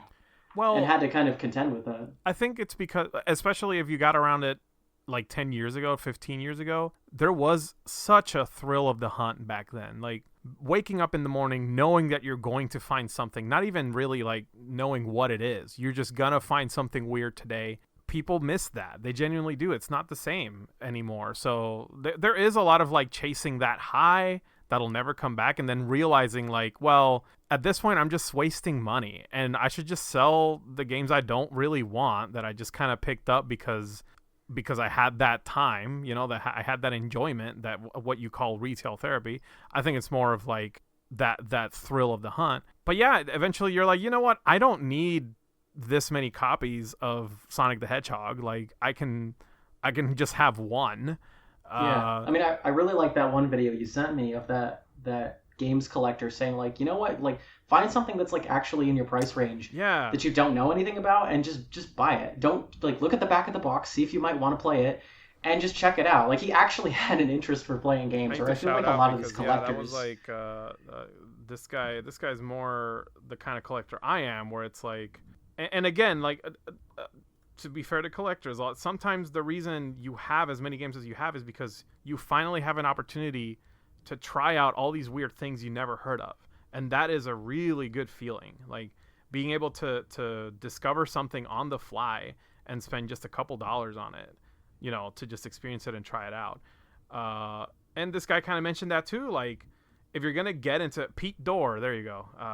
Shout out to Pete. Yeah, had a very healthy disposition. Yeah, I was watching his video, prepared to completely hate on it. I'm being like, tips for new collectors, and number one, he's like, you'll save a lot more money if you just buy games that have like damaged labels, stickers, markers, like somebody wrote their name. And I'm like, you know what? That's what I do. Like, I don't care about the cosmetic condition of a game. I just want to play it. So like, one of the points that I forgot to make during kind of my side of things was like, a lot of these collectors want to have like the complete in box with the manual because it was like a thing from their childhood, but it's like, what was the thing you actually had from your childhood? It was a beat to shit cartridge without like anything. So what is it that you actually want? And that was kind of the thing that I felt like listening to all these people just sort of like this gets into the more toxic parts of collecting, where it's like it becomes more of like game hunting, like not game in the sense of video games, but like game, like traditional game. No, they want to be the guy that like finds the game that's worth $600 for $5 at a garage sale. Like actually hunting for like that. The rare animals, and like it's safari. Like they're just trying. What is this? Is it a sport? I never understood it, but like there is this desire of like, well, it needs to be in pristine condition. It needs to, which I guess I could categorize as retail therapy. It needs to look like what I saw it like when I went to Toys R Us like 30 years ago. Like there's a lot of Arrested Development, I feel like, with this, where people are just it's all about sort of this pristine nostalgic view and not actually like engaging with it. I mean, it's easy to make the joke that like a lot of these collectors are probably not playing a single thing, or like they're getting all these NES games to have a complete collection. They're like, play this, and they're like, no, it's awful. That's a whole nother level, yeah. And then like I don't want to poo-poo on that either, because like I'm not here to make enemies, but like I just don't understand it personally. Like I guess it is, maybe I kind of understand it when I think like anytime I see a mint in box like Legoland 90s space set. Like I see that yellow band around the box, and I see the logo. Like my neurons do fire. So maybe it's something like that, like. Oh man, I watched. I think it was a Business Insider video recently about the Lego scene. And that's another can of worms. Yeah, they did interview some people that were explaining like, oh yeah, this Lego Movie box set was really big. It was like $600 new. Now it's like over $1,000, and the single Harley Quinn minifig from it is like $400. Yeah, same. And they interviewed all these women, like this woman that was like in Australia, and she was like hoarding all these things, and like she's like, I haven't. There's so many of these that I haven't built because I feel like scared to take them out of the package. I swear to God, no, that's the kind of mentality I'm just not in favor of. Like, no, why? I mean, bringing it back to games, the Star Wars Skywalker Legacy game came in a collector's edition with an exclusive blue milk Lego Luke minifigure. That is like $250 now, brand new. You can't get it anymore. So it's a minifigure. So you want your cross Lego game post there it is. But and it's like, are you gonna get that unless you're like a super freak for Lego? Like, you probably why? Shouldn't. But at least we have like high resolution scans of it, so we know that it exists now. Thank you. Yeah. But yes, what do you feel like you defended any points that you don't necessarily agree with? Oh, I mean, like it was very tough on me because I had to basically go up against the fact that like, these games that should be largely just, you should be able to go to a fucking library and like rent this game 100%. For free to just play it. Like it sucks that like. Yeah, no, it's Pokemon Black is only $150 because it went up that price because people are 15, 20 years older than when I played it, and they want to play it again, and the pandemic happened, and the prices haven't really, like, they've stagnated finally. Yeah. But we've seen you're right about the recovery thing. We have seen prices finally stabilize for some retro game stuff. I would not be surprised also if the bubble bursts a little bit in like 5 to 10 years time. Oh yeah, like you can see honestly the Super Nintendo prices are going down.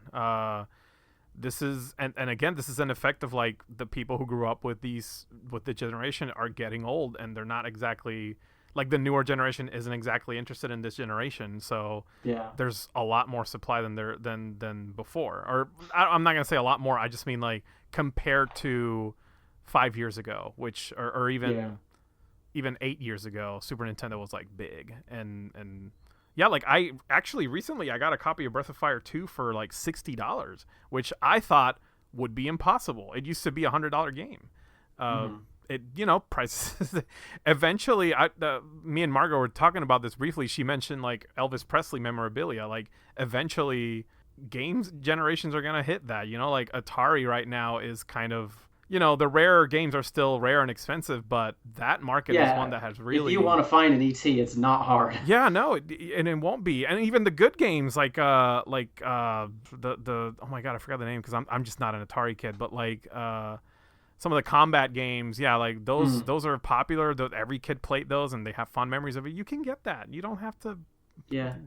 Pay out the wazoo for it. I don't know if you heard this one, but obviously Rule of Rose, and you know how it's like prohibitively difficult to find a European version of it, specifically because it was banned.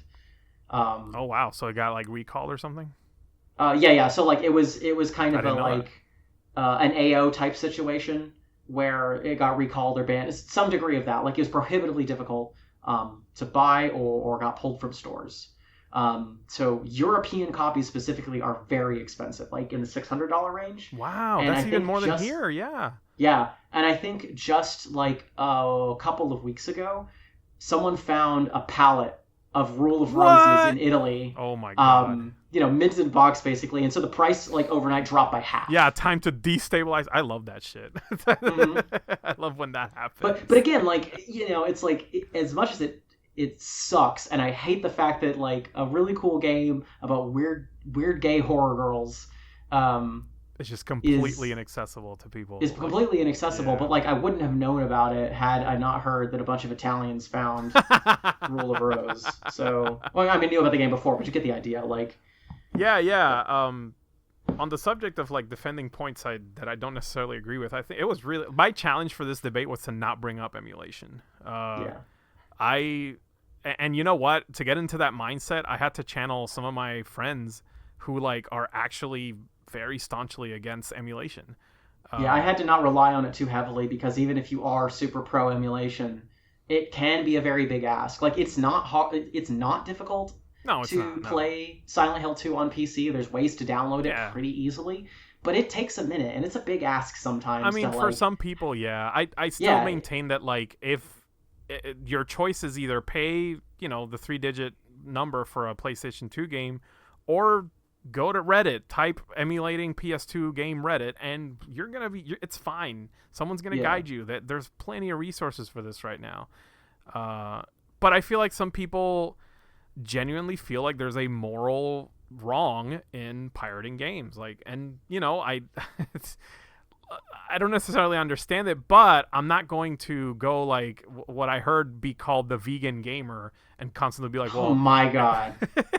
And be like, well, emulation this, emulation that, I emulate this, and they're just constantly like drilling into them the idea that like, well, you're missing out because you're lesser than me. And I don't like that. And if someone tells me that they don't want to emulate a game, I'll respect them, and be like, well, sure, you've chosen the difficult path, but it's not up to me to however way you want to experience these games. I think it's legitimate to you, so if that matters, then I can't presume or push myself. Yeah, I think my biggest takeaway, honestly, is like, so I had a Super Nintendo, I sold it to upgrade, consoles and stuff, or just to buy new games. Ooh. And so I probably had some things that like were worth some money. And sort of since then, I've never really gotten back into collecting. Like I have a lot of games, both digitally and I have a decent number physically. But like I'm not rebuying old games.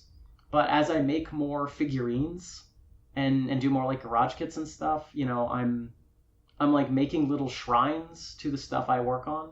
Yeah. And it's making me sort of like I have that Geno statue I worked on. Mm-hmm.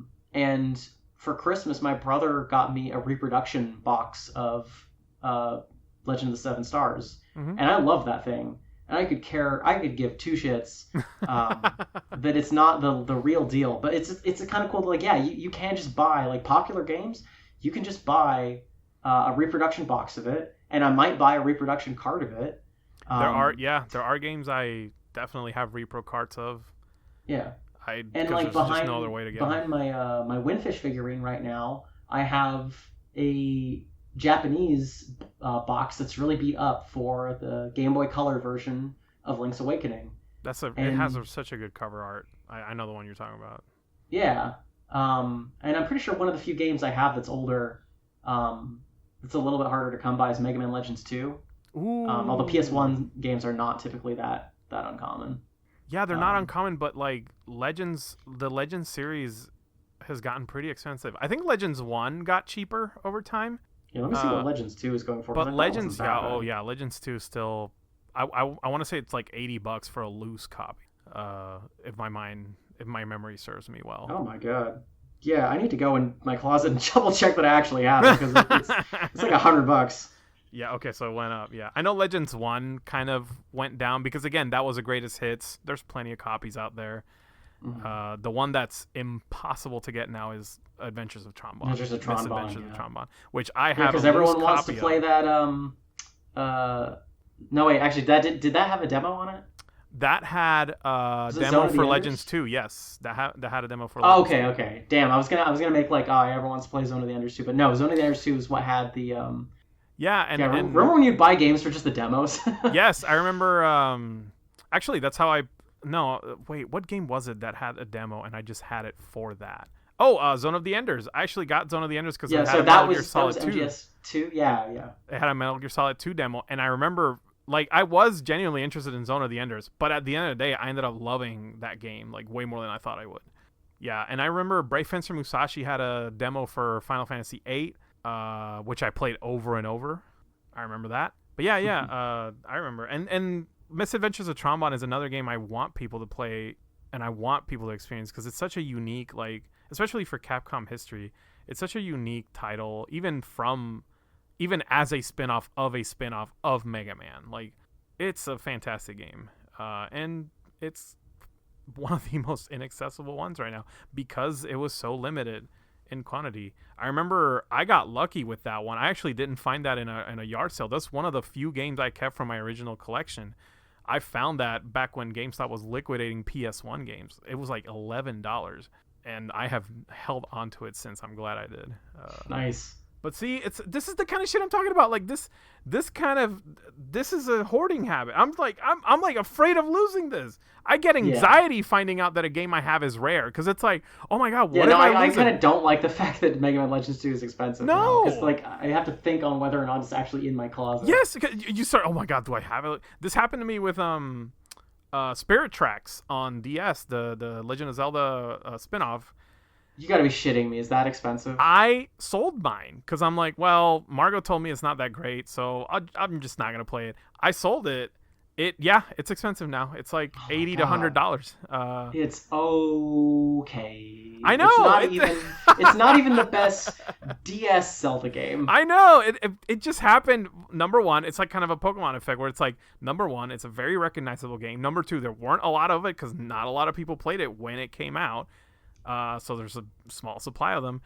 And number three, it's like, oh, I was nostalgic for this, and I played it when I was a little kid. I want to play it again. And then suddenly it's like, oh shit, well. Yeah. This reminds me though. Another point that I did forget to bring up is that like, with some, it's like games preservation is not necessarily like just having access to the physical copy or even a digital version of a physical copy. Oh yeah, I should have asked you to clarify that. Yeah, well, because like one of the things I forgot to bring up was that like, the disc for Fortnite sells for a lot of money because Fortnite's a big thing, and also the disc doesn't really matter anymore. Yeah, and they don't make them because it was. They don't make them. That anymore, was for like the base game, right? So like, is preservation simply like owning or cataloging the Fortnite disc? No, like preservation for Fortnite is like making videos Yeah. or like documentaries or interviewing people or writing something down of like how the game has changed over time. So like even if you owned Fortnite, you can't play Fortnite off See, the disc. Not really. I should have pushed you on. I should have pushed you in that direction. Yeah, that's a good argument. Yeah. So that game it No, doesn't exist as a physical game. no. The only thing you can do is sort of see what was interesting about it based off of these interviews, and MMOs are largely like that. This is happening with Concord right now. I don't know if you've seen. Yeah. Oh yeah. Yeah, how Even the much a controller PS4 for copy it. of Concord goes for now. Just because it's a game that it has like a historical context of being like an absolute bomb of a game for a first Yeah. party publisher. And like, so yeah, does it matter that like you don't have that in your collection? No, and in fact, Fuck no. if you have the physical copy, you can't even play it. It doesn't Yeah. have a one-player mode. The only thing that's interesting about that game is being able to like see like videos about it, or like the Netflix thing that's going to come up. There's a Netflix thing? It's that compilation that's like the Love, Death, and Robots style thing. You know what I'm talking Oh, about? okay. I Yeah, did not know. one of the episodes is Concord, Oh my god! Wow. and everyone's gonna watch that being like, "Oh man, this is like that might be everyone's like first interaction with Concord." I hope And they're it's only going to care yeah. because that game does not exist anymore. Such a bizarre time we live Yeah. in. I think in terms of gaming. Point is, I might like you got to pick and choose True. with collecting. I didn't want to agree to everything you said, but there are some things I was like, yeah, you like as long as when you get started in collecting, my biggest advice for people is like find the one console you love and just focus on that. Like That was the thing. Like so many people, like I feel like I was listening to like people complain about the fact that they just didn't have a personality. That like they couldn't they couldn't figure out like what do I even want? yeah, like at least for me, I know for a fact what got me into game collecting was N64 emulation sucked, so I wanted to play N64 games again, and that's how it Yeah. started for me. I was like, you know what, N64, I'm just gonna collect. I mean, one of the first things we did together, like as friends, was played Mystical Ninja Star and Goemon. Yeah, the Because second one, the one with I told you I like that one better than Goemon's Great yeah, Adventure. the one with co-op. Yeah. Oh my goodness, you're right. I invited you over, and I was like, I have that game. Let's play it. That was Yeah. I still want to play that game any day of the week. I love that game. I mean, it's fantastic. All the Goemons in 64 are great. But all two of them. Yeah. That we got. They're both great. But yeah. Much better than the DS Zelda games. True though. Nah, no lies detected.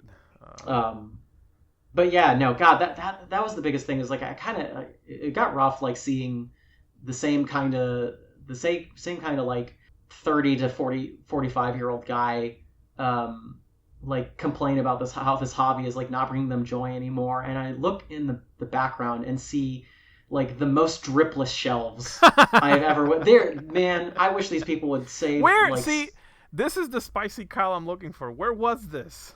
Listen, I haven't done a debate in years, and also I wasn't sure what was all appropriate for that. But yeah, like that's the big thing is like these guys like maybe buy like three fewer games in a given year and actually get decent shelves. Like that's all this game exists as. Just go to IKEA. I don't know, but listen. Actually, I had a question. I forgot. Crap. But yeah.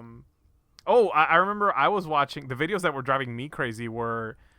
And I kind of feel like I wasted my time because we didn't even talk about it. Were people who flip games. This is like a new thing. Yeah.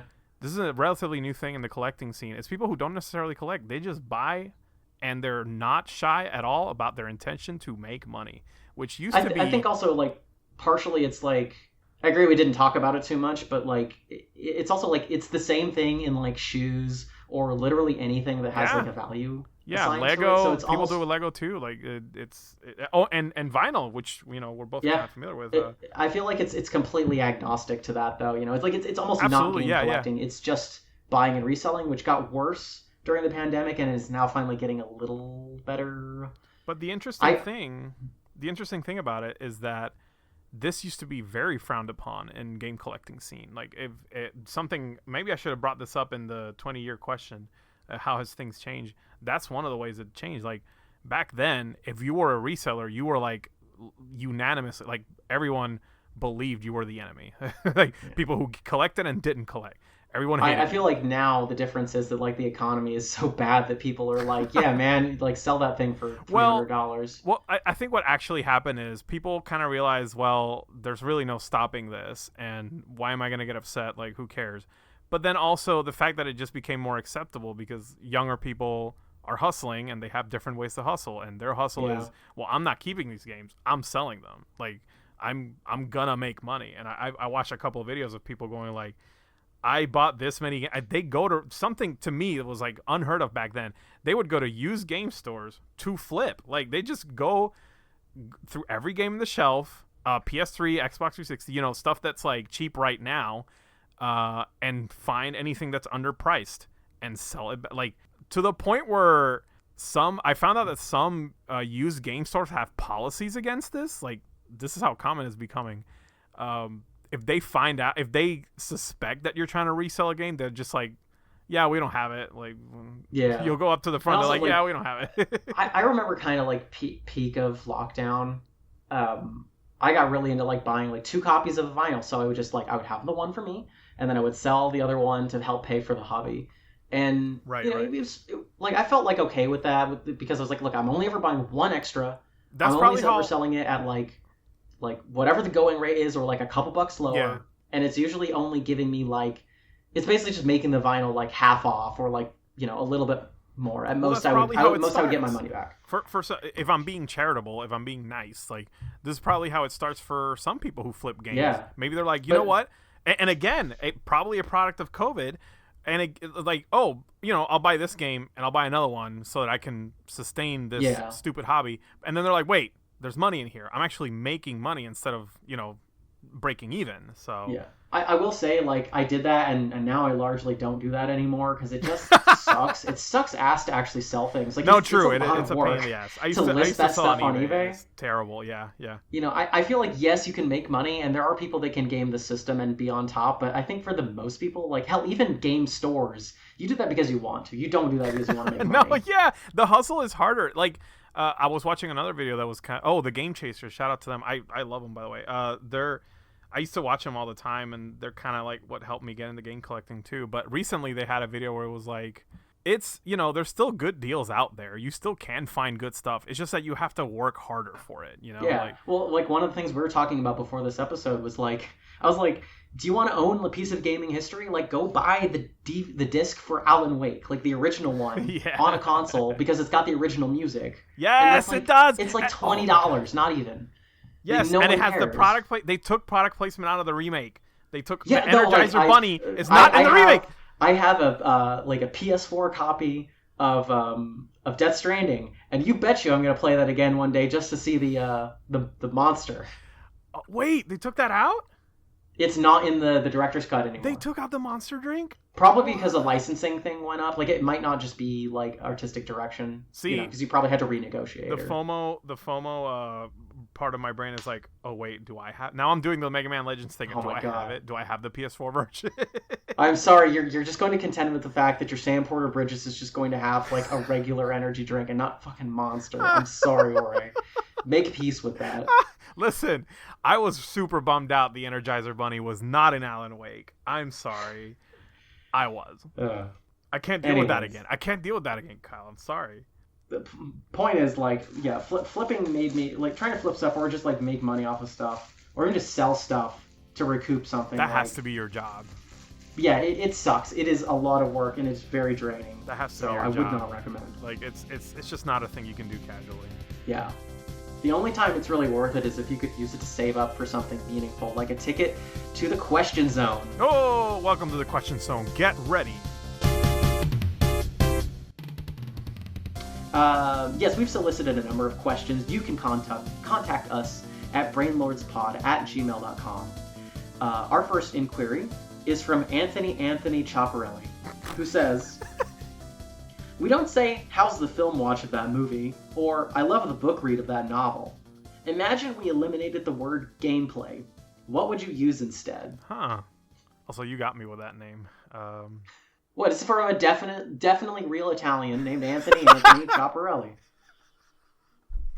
Okay. What was the question again? Well, I will read the question again. Thank you. We don't say, how's the film watch of that movie, or I love the book read of that novel. Imagine we eliminated the word gameplay. What would you use instead? Oh, that's a good question. Yeah. Can you imagine? Yeah, I loved how the movie watched for me. It was very nice. Yeah, that's weird. I guess it's a difficult question because like gaming is inherently interactive.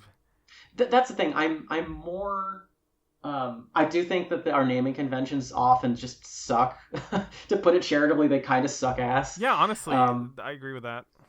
But also, I'm accommodating to it because like it's a medium where you have to feel it, and so describing it is a little bit more difficult because it kind of has to be touched in order to be described. Relatively speaking, I would say like, 'cause, the problem is I would say, oh, that game experience was great, but that sounds so up my own ass that I hate it. Well, and like if you want to be technical, people hate this, but like okay, what are you trying to say with like how is the gameplay? Like, okay, how does the actual mechanics tie into the themes and narrative of what you're doing? I'm sorry, but like I'm gonna look like an asshole if I ask you how the ludic elements are. But that's what that is. So I feel like you kind of have to, like you said earlier, pick your battles with this one. Do you become pedantic? You know what? It's interesting. Like I have had this problem before where like people tell me, "Oh, this game was fun. This gameplay was fun," and I'm like, "Well, like, what was it? Like, is it like an action platformer?" And I would ask, just simply tell me what genre it was, and my friend would be like, "I don't know," and it's like, okay, yeah, and that doesn't tell me anything. Then, like, I actually don't know what you liked about this game. Yeah, and that's the thing. It's like we talk about trying to shy away from being reductive and just comparing it to other games, but sometimes like that's the only way to sort of put it in your brain, like how it actually feels. Yeah, so it's difficult when you're. It's kind of like I don't know, like if someone who knows more about me or more than me about music asked me about music and would be like, well, at one point did the counter, what is it, the counter rhythm or whatever it's called. See, I don't even know. Like, because I know there's terms of music that I don't know that I wish I could put into words because it's things I do look for in music. Yeah. And I struggle like with this. With writing, it's like, I might ask like, how was the actual writing of it, or how was the prose? And with movies, I would say like, well, how are the visuals, or like what was the direction like, which is inherently much more specific. And so you can definitely do that with gameplay. I might ask like, well, how's the feel of that game? Yeah, I guess we're answering our own question with this, because it's like, yeah, we focus on the narrative. Well, what's the narrative like? What is the tone? What's the feel? Yeah, like I guess most people will understand if you ask like, well, what's the feel of the game? Yeah. What did it feel like? What's the aesthetic? Yeah. Well, and also because like largely what gameplay is asking is like, well, what do you do in the game? Yeah. Okay. And exactly. And the thing is that a lot of people actually struggle with that because sometimes a game, like we were saying in an earlier episode, you end up just comparing it to something else to answer, like to kind of have that shorthand. Yeah. Like, what does it play like? Oh, it plays like Dark Souls a bit, but with with a mix of this and that. We don't have like, our genres are describing what you do in the games. They're Legend of Zelda is not a fantasy game; it's an action adventure game. Because that's how we describe the games: is what you do in them, how it feels, what the experience is like. Right. Interesting question. I'll be thinking about this. Thank you, Anthony. Schiaparelli. Thank you so much. He's Italian. Fuck. Okay. Our next question. What's our next question? Our next question is from Victor Viper. Why do you think some gamers tend to be averse towards emulation? And this is something we kind of touched on earlier. I mean, you could be rude and just say that they're like Nintendo adults. They're like I mean, sorry, I'm not actually engaging with the question, or am I? But like, yeah, come on, please answer the question. No more spicy Kyle. I take it back. I don't want him. Wow. I do think people just maybe haven't had to contend with the fact that like, there's no good way to support, the game studio. Yeah. I feel like there's this narrative pushed of like a pirated copy would be a copy that isn't bought, meaning that that's Yeah, it's not 15 to supporting $50 that could have gone into a developer's pocket. Right. It's not supporting the people who worked on the game. Yeah. It's not, and it. Yeah. Okay, I'll let you answer. I'm not gonna get ahead of you. Sorry. I'll let you No, I mean, I think that's largely it. Is like, okay. It's against the rules, and I think people, get tied up in legality of things being a moral like qualifier. Yeah.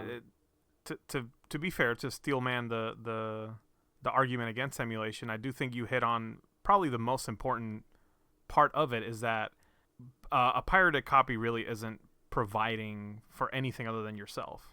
Yeah. And I think, to be fair, again, you know what? I'll side a little bit with the anti-emulation crowd.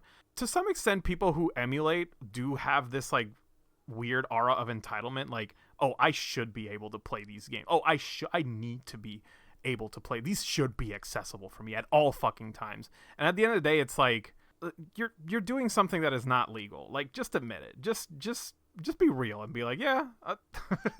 Yeah. I have no need to be defensive about it. Yeah, there's no need to be defensive. There's no need to sit on a high horse because of it. Like, oh wow, you emulated a game. That means you went online and downloaded something. Good for you. Like, I don't know. Yeah.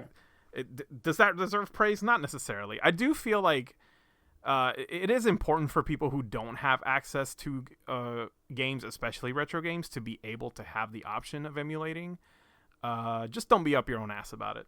Yeah, I mean, I think that's something that, like, for a while I was trying to sort of, like, contend with, like, I felt like I needed to justify it, like, oh, like, well, if you live in Brazil or something, like, there's literally no way to get these games, so what are they supposed to do?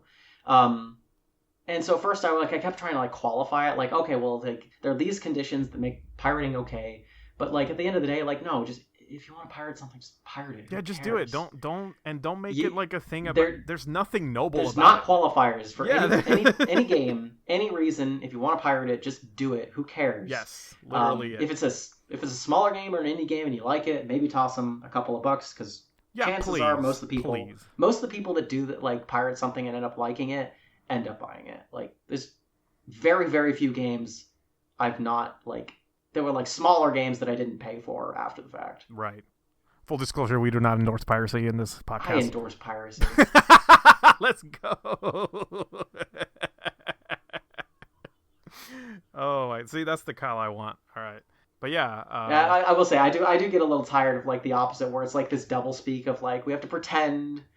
I know there's probably, like, legal ramifications, but it's, like, I don't know. I'm just tired of people, like, having to, like, act like we don't pirate video games, or that it's not like kind of one of the only options. We have to, like, even joke about saying the word. You're right. On the flip side, there is this, like, weird Boy Scout mentality about it. Like, oh, no, I don't want to. I don't pirate. No, I don't emulate. I'm just like, okay, all right.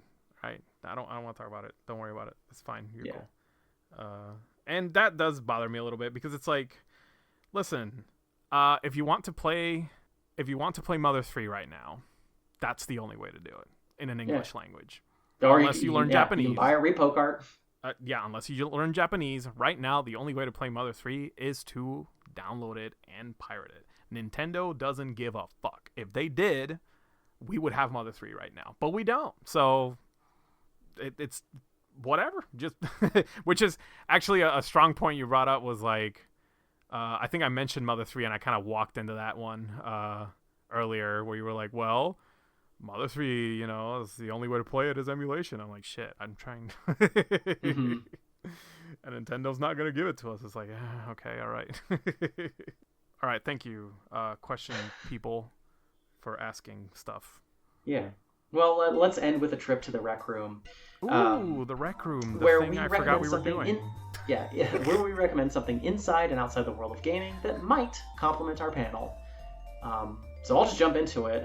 Yeah, you go first. I have some stuff that's, like, semi-related to our panel. I recommend people check out. I actually just started playing UFO 50. I played 2 of the games. Oh my god! But yeah, if you don't know, UFO 50 is a collection of games from a large number of independent developers for a fake video game console. And it's supposed to, like, catalog the development of this sort of NES style console where you play 50 different video games for it, and it kind of, I think, captures a lot of this, like what we were talking about, of like tracking down these old games and sort of discovering sort of a reverence for them. And if you already know UFO 50, as a bonus, I think the English title is Retro Game Challenge, but the Game Center CX games for the DS are really good, and they're kind of the same thing. Yeah, I remember them. They're based on that Japanese TV show. Mm-hmm. With which also excellent show too, if you've never seen it. But yeah, those are just like cool ways to play like fake versions of games, and I think it gets you kind of the, like, why something like Final Fantasy was cool without ever actually playing Final Fantasy, which is really neat. Yeah, good summary of it. Do you have something gaming related that you'd like to recommend? Yes, I would like to recommend UFO 50 as well. I'm glad you brought this up. This is I had the privilege to play an advanced copy of the game. It was the reason I fired up my Steam Deck for about a couple months. It's fantastic. I cannot praise it enough. I am so excited for people to try this game out. Like Kyle said, it's a game that fictionalizes like an entire catalog from a developer, UFO Soft, I think, which the lore of the canon of the game is that these people unearthed like an old console and 50 games to go with it, and you're the person who's kind of like trying them all out. I love when you select a game for the first time, you dust off cobwebs. That's exactly what I was going to bring up. There's an interactivity to the whole thing. The library of games are all little carts, and every time you play a new one, you blow the dust off them, not from the inside. Don't blow the inside of your cartridges, please. But rather, literally dusting off them from like the old collection they were part of. And each game, Kyle, I have no idea how they did this. Each game has so much like love and craft put into it. I mean, it took 7 years for them to make this? I get it. It really shows. Like, every game feels fully fleshed out. Yeah. It feels like a game that actually existed, and even better because it like takes in a lot of like modern sensibilities and applies them to games, but also while also paying respects to like the quirks of classic gaming. I don't know which ones you played. Did you play the first one? Yeah, I was just about to bring up the first one, which I think is a fair thing to bring up. And this is like, I'm not bothered by spoilers, but I'm not gonna go out of my way to explain everything in this game. But like, I played the first game, and it is largely without music. Like, it has no music. Your character moves like a snail. You can die in 4 hits, and then you have to start over. You when you jump, it's like you're locked in. Just like Castlevania. Yeah, it has that. Oh my goodness. Also, when you hit an enemy, there's no feedback. No, so you don't know if they're taking damage. For a couple of playthroughs that you could even fight the mushrooms, because I didn't hit them 3 times in a row. Yeah. But like that's what, I think you kind of have to, just like watching an old movie with like crackly sound, like you kind of like, to engage with that is to engage with like the limitations of the history of gaming. But that's what I appreciated about it, is that it took these things and paid respect to it. Like they weren't there, they were intentionally put there because they're essential to demonstrating like the history of these games. Even though it doesn't modernize, like it doesn't whitewash, I guess, the game. Like, I'm not sure what the modern washing the retro games. Like it doesn't try to. It's not interested in making a game placate to like the modern sensibilities. It does do that. It does make some games fun in a modern way, and I hope you get further in because you'll see what I mean. I'm really excited. Do you have any tips for people who are going to play that game? Any recommendations? 100% play them in order of chronological release. So I think you can set that in the menu. It's probably set by default. I think it is. Like, it just says in the bottom when you highlight a game. And honestly, play games as long as they're fun, and once you're ready to move on, you can. Some games are really easy to beat. Some are very challenging. So don't try to like completionist the whole thing at first. Like, just enjoy each game. Oh, and also, if you like one, stick with it if you want. There's one later, I won't tell you, but I played it so long that I actually haven't been able to finish all of them. So, Do you have a favorite one so far? yeah, but I want to say I want to. Okay, I'll You say it. say, I mean, say the title of Yeah, it. yeah. There's one You called don't have to say why. Avianos. There's one called Avianos. yeah, yeah. That's the one that's like birds and like RTS. Okay. Well, actually, it's more turn-based strategy. It is fantastic. It's my favorite. I keep playing it, and I need to stop because I need to play the other games. But like, that's one of my favorites for sure. Nice. Well, let me real quick recommend something from outside the world of gaming. Oh sure, damn it! I Um, wanted to talk about more UFO 50. It's so good. let me play more because I'm really Okay, excited. please, Like yes. I had to I had to like keep myself from playing too much because I want to play it with you. Yes. Okay. Yeah, Specifically. yeah, yeah. I'll let you know if I'll let you know if I'm free this weekend. But yeah, yeah. Okay. But yeah, no, I recommend. I got to see a screening of the first three episodes of Dan to Dan in theaters. Oh, I was Speaking watching a of trailer hobbies once. and interests, yeah. So Dan to Dan is about a uh, two high schoolers, a boy and a girl. The boy is interested in UFOs. The girl is interested in the occult and ghosts, Oh, that's cool. and they challenge each other to prove the other is real, and in doing so, need to learn how to harness spiritual powers in order to fend off aliens and maybe fall in love. Oh, But yeah, it was really cool to go to a theater just to watch episodes of an anime, especially when it's not like I think we're very lucky that like you can just go to fandom events now, and for yeah, like yeah. small movie theaters on like even for like more than 1 week you can get anime movies for like Demon Slayer and My Hero and like the big ones. But now it's even like the weirder little like again 3 episodes of an anime. So it was really cool to just have that experience and like actually go outside and like my brother and his partner were in town and I went with my partner and one of our mutual friends, and it was just cool to like engage with an anime that way. And the theater was small, but it was about half full, so it's just really cool that like people were just enjoying it. It's really funny. It's really frantic. Reductively, I'd say it's got a lot of what it's Mob Psycho meets FLCL. I would warn people that the first episode has a sexual assault scene Ooh. that isn't graphic, but Okay. it is a little intense and it does go on for a little bit. But also, I do think a lot of the show is about the main girl and who's a Gyaru and is viewed as being a bit more promiscuous than she actually is, and it has some things to say about that, but it did surprise me a little bit. So it's not for no reason, but it was a little bit like I would have I done it mean, differently. I was gonna ask like, because this unfortunately is kind of common with some anime. Does it kind of cross that threshold? Because I know some people Leering. have like I know some people have a tolerance for it, especially if you like grew up watching anime. Unfortunately, you're kind of desensitized to that stuff.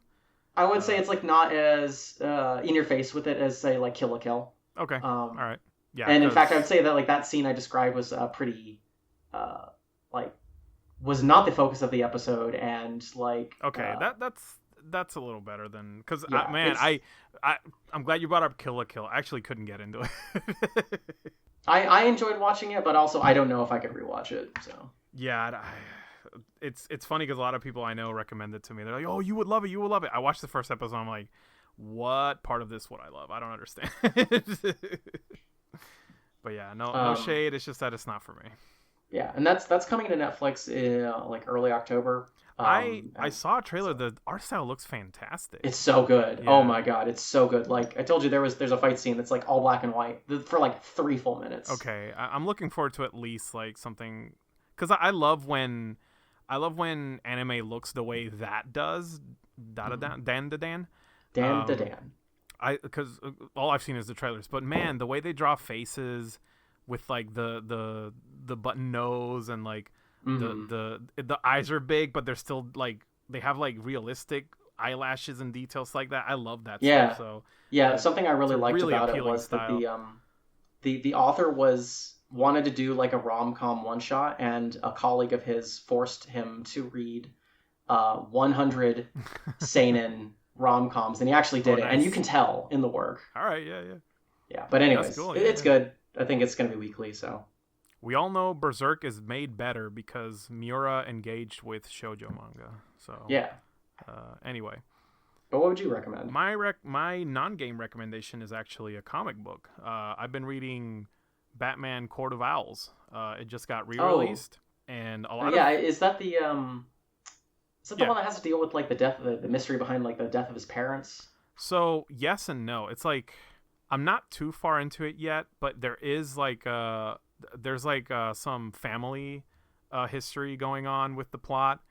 What it's mostly centered around is like this hidden society under Gotham that allegedly has been pulling the strings for hundreds of years, and they have resurfaced now that Bruce Wayne has lofty plans for Gotham's reconstruction, and they seem to have problems with that. The thing is that at the beginning of the comic, I'm still halfway through it. In the beginning, it's just a regular freaking Batman comic, to the point where I was like, okay, this is all right. This is okay. I'm it's cool, but I'm not super into it.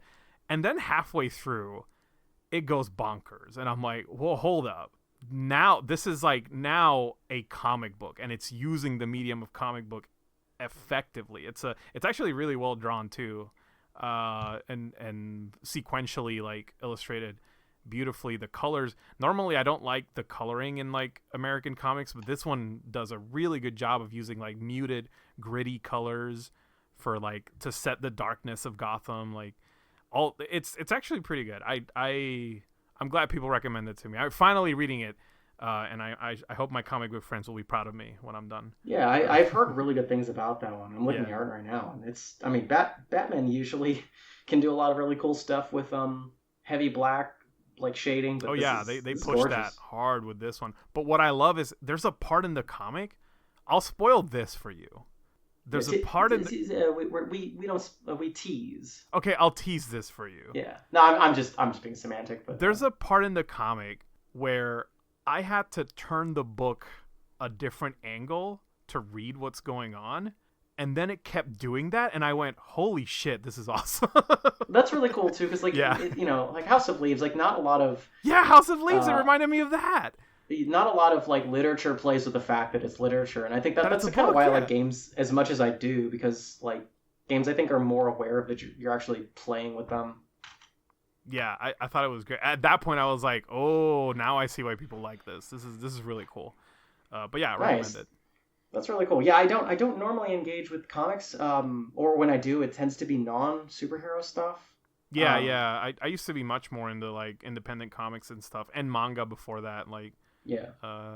But I know there's just some gorgeous stuff that can be done in the most mainstream of I have some franchises. I have some favorite DC comics like over there. Yeah, I still keep them. Big fan of a few things, but yeah, it's not normally the thing I'm into. It's just that every once in a while, someone recommends me something, and I'm like, you know what, this is great. So yeah, there I am. There's a couple of Marvel ones here and there, like Marvel 6. I think it's Marvel 1608. Like, I'm probably getting the date very wrong on that, but yeah. I'm sure someone. But yeah, there's a couple that like honestly do some really cool storytelling with these established characters. So that's really cool. Yeah. I think that, would you say that like because you have kind of this knowledge of Batman, like it's able to play off of that more easily? I mean, yeah, absolutely. Like if you even, I think if you've only ever watched like the animated series, you can read Court of Owls. Yeah, because I feel like that's the advantage of like having such an established character is there is an expectation you can play with that. That is actually the thing I will say DC has over Marvel, is that they're more willing to explore their characters in different sides and different interpretations. They have a lot more freedom with that, and honestly wish they would play on that more, which I think they are, because like the Snyderverse kind of went kaputs, so they have no choice but to explore different sides of characters, and I feel like this does that well too. That usually is my favorite thing about DC. Is I actually like the animated movies quite a bit. Yeah, the I want to say like the Red Hood animated movies. Yeah. Pretty good. Yeah, I think I like that one.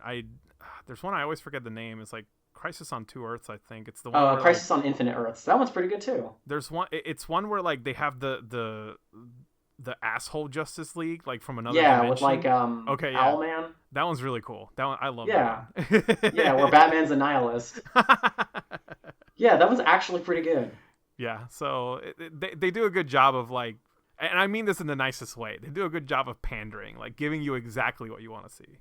But yeah. It knows it's a superhero thing, and it's not shy of that like many of the Marvel movies can sometimes be. But Court of Owls, you know, what I like about it is that it is a sequential book. Like, it is a graphic novel in every sense of the word, like elevating the medium of comics. I like it. It's great. Nice. Well, this has been Brainlords. You can find us on Twitter at BrainlordsPod. You can find me on my social media as Cute Monster Props or my website, cutemonsterprops.com. Jorge, where can I find you? You can find me in the club. Sorry, I won't. Anyway, we can find you in the flea markets. Not anymore. That used to be my joint. Now I just go to Taco Bell. Anyway, you can find me at jmanvelez in all social media platforms. Questions, comments, and inquiries can go to brainlordspod@gmail.com. And you can find us on YouTube and all other places where podcasts are born. Thank you for listening. Now go prove the justice of our culture and go rescue heroes. Bye.